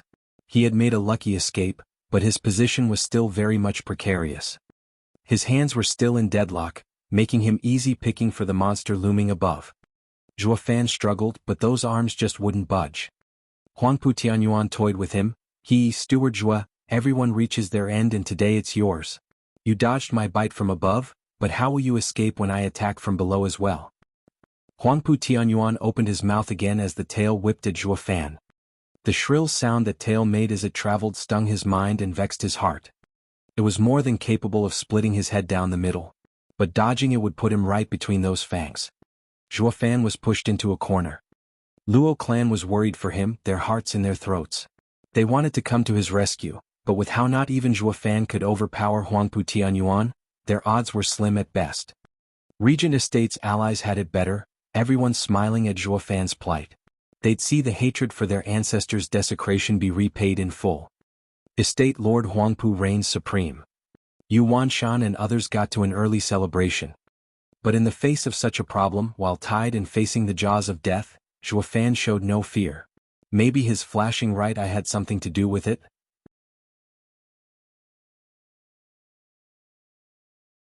Chapter 447, Stompyuk. Chapter 447, Stompya. Divine Eye of the Void's first stage, Shift. Whoosh. Zhuo Fan appeared 100 meters away just as Huangpu Tianyuan chomped down with another resounding snap. The tails swept in tandem, cutting the air with such force, A shockwave flew at a lonely hill a kilometer away, whipping it out of existence. The people tensed up at the overbearing display of power. The slightest twitch from that tail will have any one of us gone from this world just like that hill. Zhuofan's eyes were fixed on the ghastly creature, rejoicing at his timely escape. He had divine eye of the void to thank for the lucky break. Alert as he was against Nine Dragons' diamond body, facing it was still deadly. The earlier display was enough to make his skin crawl. That's what got him so confident that he can handle me and Gu Santong once he got the Bodhi root. Zhuofan settled his frantic heart with a long breath. Turning his head, Huangpu Tianyuan's neck let out snapping sounds, mocking, "Ah, almost forgot you have that as well. You're fast, sure, but are you faster than me?" Huangpu Tianyuan flicked his tail and was on Zhuofan in a blink. Zhuofan saw two claws going for his head and the steel tail coming at him again. Zhuofan's eye flashed golden again and he was gone. But just as he appeared, Huangpu Tianyuan flicked his tail to be in his face moments later. While Zhuofan was popping all over, Huangpu Tianyuan was with him every step of the way, leaving no room to even breathe. Everyone was a bundle of nerves watching them go. It was a first to see the ever-cocky Zhuofan being on the run, taking with him the confidence they had in winning this war. With Zhuofan on the run, who else was left to deal with Huangpu Tianyuan? Zhuofan was overwhelmed as well. No matter where he went, the guy was there to welcome him, putting the squeeze on him more and more. It worked to show that his divine eye of the void had room for improvement, his training lacking. Yu Wanshan and the others were overjoyed, grinning from ear to ear. Two blue wings sprouted from Zhuofan's back, sea phantom wings. Their bluish glow spread and Huangpu Tianyuan felt his mind slowing down, his view becoming hazy. But as he had trained in Nine Dragons' diamond body, he was a peak radiant stage expert and had the soul to fight back the illusion. But it proved to be a delay enough for experts of Zhuofan's caliber. This is my chance. Zhuofan used this gap to use his red right arm to punch. Bam. Huangpu Tianyuan was blown away. Zhuofan's mouth curled up, but then his face froze and trembled, and no way. The mighty Qilin arm actually. Rumble. Huangpu Tianyuan tumbled in the air a few times before getting upright again. He looked at his chest and grinned. There was a faint imprint there, but nothing he couldn't handle. Hi Zhuofan, is that all you could muster after finally catching me open? Humph, that barely even tickled. Huangpu Tianyuan cackled, with his allies tooting their horns in tandem. Drifting Flowers edifices and the rest were only getting glum. Huangpu Tianyuan was like an unbreakable monster, robbing them of any chance at victory, even if they got lucky enough to take a shot at him. Since besides luck, one had to target his weakness, scoring them the win. But Huangpu Tianyuan didn't have any weaknesses. Zhuofan's side was in the pits of despair. Shadow King Sima Hui and Fang Qiubai, the innocent bystanders close by, were speechless. We all sensed Huangpu Tianyuan was reborn, but never imagined he'd train in Nine Dragons' diamond body. Zhuofan can't do anything. Shadow King sighed, if this keeps up, it'll be Regent Estate's victory. And Huangpu Tianyuan becomes our greatest threat. Sima Hui sighed, we would have lent the Luo clan a hand earlier if we had known. But now Huangpu Tianyuan has an overwhelming position and this will only make dealing with him harder. The others nodded and Fang Qiubai said, Gu Santong may be the only one who can fight him. But ever since he went after Zhuofan, the bugger has gone missing. Maybe. Zhuofan finished him off. Shadow King snorted, the kid is tough but a child at heart. With Zhuofan's schemes, even being weaker he'd have supreme advantage. It'd be simple to kill him in some way or another. Without Gu Santong, how are we supposed to deal with Huangpu Tianyuan? We were supposed to work with Huangpu Tianyuan to nab Zhuofan, and then get him later. But now, even if we team up with Zhuofan, the Nine Dragons' diamond body isn't easy to surmount. All we can do is watch. His Majesty's plan already has deviations. Sima Hui sighed. Shadow King nodded, don't be so sure. We still have two more people. Who? Sima Hui asked. Shadow King's eyes flashed in anger. His Majesty's 5 divine dragons are real and he does have 2 experts back in the imperial capital. They were tasked to constrict Gu Santong, but by the looks of things, they'll be going against Nine Dragons' diamond body. What? The two cried. These 2 divine dragons were in the dark about this, while Shadow King knew them quite well judging by his tone. Shadow King smiled at their bewilderment and recalled out loud, They're old friends of mine in a way, and more than worthy to be called divine dragons. It's natural to not know about them since you came later. Wouldn't you have been quicker to leave His Majesty's side otherwise, knowing he'd be defenseless? The two exclaimed. It's all part of His Majesty's plan. But they've been by his side for so many years, yet the Emperor not once let it slip about the extra 2 divine dragons. It went to show how uneasy he felt about them. The two sighed, souring inside. Back to Zhuofan, he glared at his enemy, plans running wild in that head of his. His right arm shone brighter. He still won't give up? Stop wasting time, I am invincible. You can struggle all you want, but your destiny is to lie dead at my feet. Zhuofan, there's no getting out of this one. Huangpu Qinyuan's eyes flashed with savagery. Zhuofan snickered, flicking his shining red arm. Who can tell? Since my punch does nothing, I'll just have to stomp ya. Stomp? Huangpu Tianyuan glanced at his legs in derision. You only have powerful arms. You think your puny legs can do what your arms can't? We won't know until we try, humph. Zhuofan's twisted smile came. Huangpu Qinyuan's common sense was tingling, but seeing how Zhuofan's latest tricks were for naught, he had stopped paying it any attention. No matter how sly and slippery Zhuofan was in the face of true power, it was all moot. Huangpu Tianyuan swished his tail and shot for Zhuofan. The latter used shift to pop 100 meters above. Huangpu Tianyuan flicked his tail to go after him, just as Zhuofan's mouth curled into a creepy smile, his red right arm smashing down at him. Huangpu Tianyuan scoffed, using an earth dragon claw to block. On contact, the red fist exploded in size, changing its shape from a fist into a spiritual beast's hoof. In the face of the rippling winds, the ridiculous power and boundless might, Huangpu Tianyuan knew he had fallen for it good. With Zhuofan coming from above and him from below, it was far too late to dodge. The red hoof even brought along a sense of danger. He hated himself for not keeping his guard up around this punk. Zhuofan was laughing. Huangpu Tianyuan, I'll trample those old bones of yours. Tangible projection, soaring Qilin leg.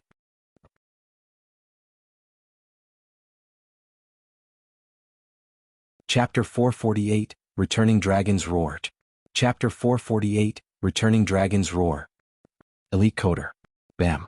It looked like a hunk of rock was coming down as the red Qilin leg impacted Huangpu Qinyuan's face, stomping down hard enough to crack something, going by those sounds. Huangpu Tianyuan put up all 4 claws, but nothing had any damn use in stopping it. He kissed the ground so hard the shock wave engulfed the battlefield. Many experts spat blood from it, taking some much-needed safety distance. The dust rose and covered both of them. As the dust settled, light showed a horrifying scene. Zhuofan's right arm had turned into a 100-meter-tall blood-red pillar. It stood upright and tall as it held up the sky. Zhuofan was so tiny next to it, making the contrast sharper on how a human being could release such a pillar. Shadow King's side was dumbstruck. Just when they thought they'd seen it all, Zhuofan had to get freakier with an even crazier move. That's what he meant by stomping. He has a third leg. But what kind of savage beast has such power? Staring at the 7th-level spiritual beast wings on Zhuofan's back and at the hoofed right arm, it got them wondering. How many inhuman parts does he have? Monster. They all thought of it, gulped and shook with fear. Zhuofan was still within the limits of a human monster up till now, but he had gone beyond with this display. No one there took this conclusion as a good thing. Drifting Flowers edifices, Veiled Dragon Pavilion and Sword Marquis abode jumped in fright, albeit happy at the reversal. He finally had the upper hand against the 9 dragons' diamond body. His advantage was directly proportionate with their odds at winning this war. Yuanshan's side slumped, their hearts a mess. Just a minute ago, they were hollering that Huangpu Tianyuan had surpassed the freaky Zhuofan. Only to find out that Zhuofan was in fact a human-faced monster. How do you top that? You can go full Earth Dragon for all I care, you still can't take even one of his hits. Yuanshan's side found their earlier confidence maybe just a tiny bit premature. Every single move of Zhuofan is filled with mystery and tricks. You can't take him down so easily. Zhuofan had better things to do than to mind them, like smiling evilly. The Qilin leg stuck deeper into the ground, compressing hundreds of meters into a mere dozen. Yuanshan and Regent Estate's venerables felt like crying. Unknown as was the fate of their estate lord under that hoof, but now they wondered if there'd even be a corpse left. If you go on trampling any more, we won't even find a bone left. That's just barbaric. Zhuofan's belief was that true ruthlessness grasped certain victory. Crack. Zhuofan just kept on pushing, snapping the bedrock like twigs. Each sound only helped drive fear and dread into Yuanshan and allies. Drifting Flowers Edifice's side was glad Zhuofan had made a comeback, but even they found it hard to see him still going at it. Dude, take it easy. Do you have to turn him into a bone meal? Zhuofan's capacity for cruelty was only in relation to Huangpu Tianyuan's danger. He wouldn't leave the enemy the slightest chance. He had to finish him off. This ought to do it. Zhuofan's arm glowed red and returned to being an innocent arm. Peering into the hole, he was speechless. The bedrock was turned to powder under the Qilin leg's power. And a man everyone knew rested in the middle of all the sand. Albeit cracked all over, with blood leaking, it was safe to say that he was barely breathing. He's still alive despite Qilin leg's full power? Zhuofan gasped. Everyone had witnessed the might of the Qilin leg, and now they bore testament to the tough Nine Dragons' diamond body. The guy's freaking tough. Cough. Blood spewed with every motion from his nose and mouth, ears and eyes, but Huangpu Tianyuan got his feet under him, laughing. Zhuofan, I definitely didn't see that one coming.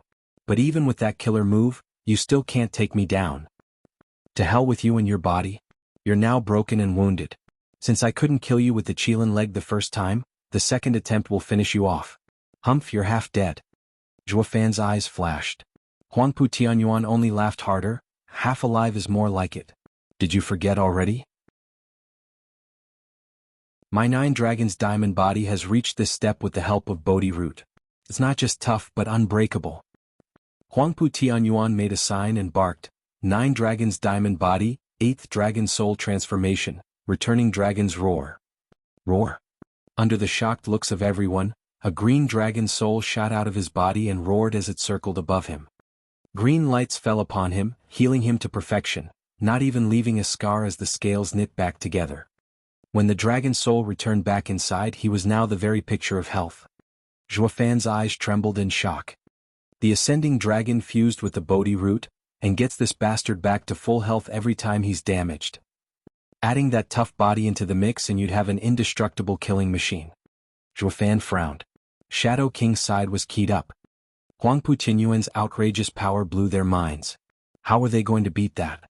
Even if Gu Santong steps in, not even he can do anything. With this old monster healing back whenever, no one can beat him. Feng Qiubai shook his head. What about the other two divine dragons, can they do it? Shadow King said, all I know is that they can handle Gu Santong but cannot kill him. I reckon Huangpu Tianyuan falls in the same category.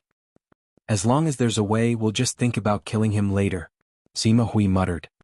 Huangpu Tianyuan stretched his limbs and taunted to Zhuofan above, yet the man was calm and cool.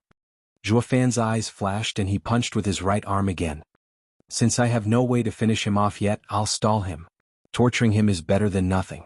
And who knows, maybe a way to kill him will come out of it. Classic delaying tactic. First bind the enemy, then get some time to think. It was such an obvious choice that even Huangpu Tianyuan could see it.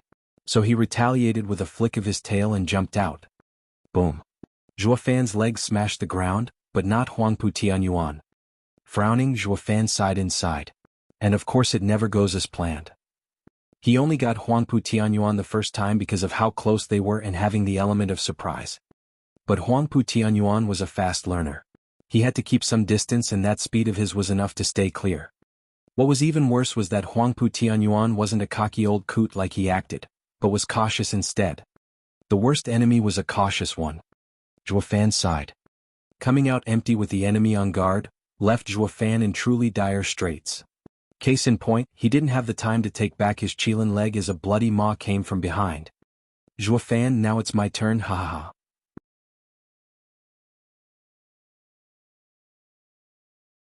Chapter 449, Qilin Shield. Chapter 449, Qilin Shield. With a roar of laughter, a sharp sound came from behind Zhuofan. Zhuofan used his left arm to fend it off as his right arm returned to normal size for receiving the next blow. Zhuofan's red hand was now holding a tail. But he wasn't out of the woods yet as Huangpu Tianyuan's second claw came for him. With both hands busy and being unable to use Divine Eye of the Void at such short notice, Zhuofan resorted to using his wings as a cover. Rip. The earth dragon's claw pierced them like paper, soaking him in blood. Zhuo Fan's brow trembled with pain, yet he was covered with sweat. At least the sea phantom wings were from a 7th-level spiritual beast and were tough enough to hold the earth dragon's claw back with the both of them. Zhuo Fan's wings trembled, giving his all to resist. Huangpu Tianyuan opened his mouth as the claws and tail struggled in their confinements. Zhuo Fan needed the slightest distraction and his head would roll. The sight of Zhuo Fan getting pushed back got everyone tense. He couldn't do anything but be on the receiving end. It was hard to believe Huangpu Tianyuan was just that strong with his 9 dragons diamond body. Zhuo Fan was only in the profound heaven stage and even his 2 beast arms weren't enough to save him from a hard time. Blast it! I can only retreat. Zhuo Fan sighed, not liking it one bit as his eyes shined golden. Huangpu Tianyuan could see it clear as day that he wanted to hightail away from the battle. With Zhuo Fan's cunning, falling for his tricks once was bad enough. He had to finish him off now when he had the upper hand. Who knew what this guy might cook up the next time around? Zhuo Fan was weak here and now, but his endless bag of tricks made him unpredictable. If by some miracle he escapes this time, it'd be even harder to beat him next time. And he needed to deal with Zhuo Fan fast. There was the imperial family to consider as well. Leaving Zhuo Fan alive now would be cutting his own feet in his fight with the imperial family. This has to end now. Huangpu Tianyuan's eyes flashed with bloodlust, making even Zhuo Fan shiver. But that wasn't important, as the golden halo in his eye promised safety. Haha, Huangpu Tianyuan, since I can't beat you, we'll be sure to meet again. Zhuo Fan snickered as he poofed away. The ripple was faint, and where a peak radiant stage expert might fail to pick it up, a 9 dragons diamond body could. His creepy ears flinched and Huangpu Tianyuan mocked, Hi, fat chance Zhuo Fan. 9 dragons diamond body, earth dragon wave. Roar. Huangpu Tianyuan howled at a spot 1,000 meters away. A beam of yellow shot from his maw just as Zhuo Fan appeared, panting. Zhuo Fan cried inside, but it was too late. Boom. The explosion shone bright and Zhuo Fan caught the yellow pillar right in his chest. He paid a summary visit to the bowls of 5 mountains before being buried under their rubble. There was so much dust that it formed a hurricane. It soon cleared and revealed everything in ruins. A red trail came out of the rocks like a bloody spring, and robbed any hope of Zhuo Fan being alive. Steward Zhuo, Qiu Yanhai and the rest panicked. Drifting Flowers edifices and Veiled Dragon Pavilion were also worried. Huangpu Tianyuan mocked, Dragon Vein Soul is a guardian spirit of the lands. Since I train in the 9 dragons diamond body and am also in the earth dragon form, I can pick up any changes in the area. Messing with space around me is like painting a target on your back. That earth dragon wave is my true power. Not even the earth dragon claw can handle it, to say nothing of getting hit squarely in the chest. He's dead beyond any doubt. Huangpu Tianyuan is invincible. Yuanshan's side cheered. While the Luo clan paled, their hopes seeping out of them like the blood from those rocks. Huangpu Tianyuan's declaration wasn't just to brag. Steward Zhuo had the worst luck this time. But without him, what were they supposed to do? Despair set in faster than they could accept it. Huangpu Tianyuan only had eyes for Zhuo Fan. To a peak radiant stage expert, only he mattered, the rest were mere flies. As long as Zhuo Fan died, everything else would be foregone conclusion. He had a firm grasp at victory already. Fang Qiubai sighed, lamenting and shaking their heads. A mighty character like Zhuo Fan ended up getting one shot by Huangpu Tianyuan. This power is outrageous. Sima Hui watched the monster with fear. Shadow King sighed, 9 dragons diamond body having a tough body was bad enough, but with the Bodhi root he's invincible. He's worse than Gu Santong. I wonder if those 2 and I can fight him off. Senior, that's not all. When Gu Santong wrecked Tianyu he did it alone. His fists were too few to handle so many and ended up limited. But Huangpu Tianyuan wants the world, he has both an army and power. It will be far harder than Gu Santong. Fang Qiubai said. The others considered and sighed again. The battlefield turned quiet, with all fighting stopped and everyone turned towards Huangpu Tianyuan, either in fear or joy or respect. But to Huangpu Tianyuan, neither allies nor enemies mattered. Ever since killing Zhuo Fan, he understood one thing from those worshipping gazes. Allies or enemies meant nothing, only ultimate power mattered. With enough power no one could touch him. With enough power no one would question him. Ha ha ha. Laughing, Huangpu Tianyuan flew to Zhuofan's tomb, roaring, "Zhuofan, it's time you return the last dragon soul. I want to reach the ethereal stage, becoming the first in Chanyu." Before reaching the mound, a wave from the rubble caught him first. Huangpu Tianyuan halted, looking in the sky. "Zhuofan, how are you still alive?" Zhuofan was up there the next moment, albeit pale, bloody and out of breath. His chest sported an extra large hole as well. How convenient that it never went through him completely. He was only heavily wounded but still alive. Qiu Yanhai sighed. Zhuofan's very existence kept hope alive. "What trick did you pull? That earth dragon wave had the power of 8 dragon souls. Those hands might have saved you, but anywhere else it hits, it'd run through you and blast you apart. Even if you used the 2 arms to defend, the shock would have wrecked your body. How is it that you're barely wounded?" Huangpu Tianyuan cried foul. Zhuofan snickered, "Humph, while you have the earth dragon wave, I have the Qilin shield. Don't think you can write me off in one hit." Zhuofan looked at the red glow over him in joy. As luck had it, from refining the Qilin arm into his body, it even released a red shield. It was the same red cover he saw back in Lightning Canyon, the soaring Qilin's defense. With how not even Heavenly Emperor's purple lightning could pierce it, how could anything else? Zhuofan was badly hurt by the impact with the earth dragon wave and not the subsequent shocks. Or he'd be in pieces by now. Zhuofan sure was glad that he made the trip to Lightning Canyon. Huangpu Tianyuan's eyes grew savage. Zhuofan was playing too close to the now hollow chest with too many skills. Dread started pouring in, thinking of the future. Zhuofan snickered, "This round is yours. We'll be seeing ya." His wings carried his broken body away. Huangpu Tianyuan roared after him, "Where do you think you're going? Your head stays right here." The 2 were gone in a blink. The battlefield was filled with dumb faces. With the commanders gone, what are we supposed to do? Lung Wuchang shouted all of a sudden, "Damn it, it's Zhuofan's trick. Fall back."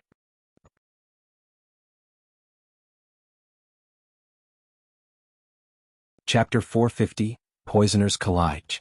Chapter 450, Poisoners Collide. "What's wrong, Sir Lung? The enemy's morale is weakened. How can we retreat now?" Yuan Shan asked. Lung Wuchang's mood was heavy, pondering before speaking. "I am not too clear myself, but this situation reminds me of the fight in the esoteric debate." The House Lord's heart seized. "You can also feel it, right? Zhuofan was on the ropes, with no way out, but we all know how that turned out." Lung Wuchang's heart thumped. Yuan Shan stood dumbstruck and fearful, turning utter defeat into complete victory. "Sir Lung, are you saying this time as well No. He's clearly wounded, defenseless, routed." Yuan Shan refused to believe but still droned, though the same happened to him in the esoteric debate. No, he had it far worse then. Yet he still won, breaking Huangpu Qingtian's team and torturing them to death. "Sir Lung, do you mean today's defeat is a trap?" Yen Bagong shuddered. Since the esoteric debate, Zhuofan's savagery had left him traumatized. In any case like this one, the enemy was left for dead, waiting for them to take their head. But everyone knew Zhuofan was an anomaly. As long as there was breath in his body, anything could happen. They've seen it far too many times how Zhuofan flipped the tables in the worst cases and ways imaginable. Lung Wuchang sighed, "I am not sure. The kid is one of the few I can't see through. But one thing is certain, Zhuofan was defeated today, but even so he fled. This is a trap to lure the tiger." Everyone shuddered and looked at the 2 armies. Without Huangpu Tianyuan to back them, they were losing ground. In this war they would end up defeated. With both sides experts around the same level, only Luo clan's fiends stood apart. Not to mention the power couple could waste a regent estate venerable in a blink each. While the 4 scheming demons could keep 20 of them busy and suffering. If the fight started, they would have heavy casualties. And even if Huangpu Tianyuan made a lucky return, they would only get a bitter victory. And to think that they still had to fight the imperial family, they all found it not worth it. The House Lords glanced at Lung Wuchang and nodded. But they had to get the Luo clan's approval first. Qiu Yanhai and Shui Qingjian showed a creepy smile. Qiu Yanhai roared, "Brothers and allies of the Luo clan, together now. Let's crush them." "Elder Qiu, our morale is low, how?" grandmother cried. Shui Qingjian waved, "They say Lady of Steel fears nothing, so why are you so shaky? Don't you see, with the superpowers gone from each camp, the situation is in our favor. Even if it's a bitter victory, it's still a victory, hi hi hi." Grandmother looked at everyone to find it was true. She and the other house lord were too caught up in their despair over Zhuofan's loss to see with fresh eyes. With those two freaks out of the mix, they were the strongest. Grandmother eyed her allies. Was it Steward Zhuo's plan?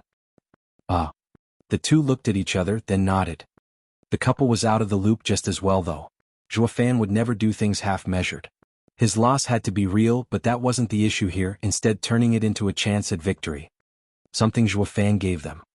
To get their spirits up, the power couple had to say it's Zhuofan's idea. Grandmother and company got fired up. They fell for Steward Zhuo's trap. Roar. The depressed Luo clan faction perked up on the fly and roared. In a war, the losing side would technically be down in the dumps. But led to believe it was all part of Zhuofan's ingenious and foolproof scheme, and reminded of his sly character, none took his defeat as real and stormed the enemy. The enemy froze like sitting ducks. Does that mean we fell for his trap? Regent Estate's side turned to the powers that be. But they were now listening to Lung Wuchang's conjecture. They knew it was not like Qiu Yanhai painted it, so how can they still get their spirits up? Those leaders joined them in putting on the same dumbstruck face. Regent Estate faction's morale hit rock bottom, with some even believing that the Estate Lord was now Zhuofan's punching bag in a convoluted scheme of his. Estate Lord was tough, but nothing could stand Zhuofan's freaky mind games.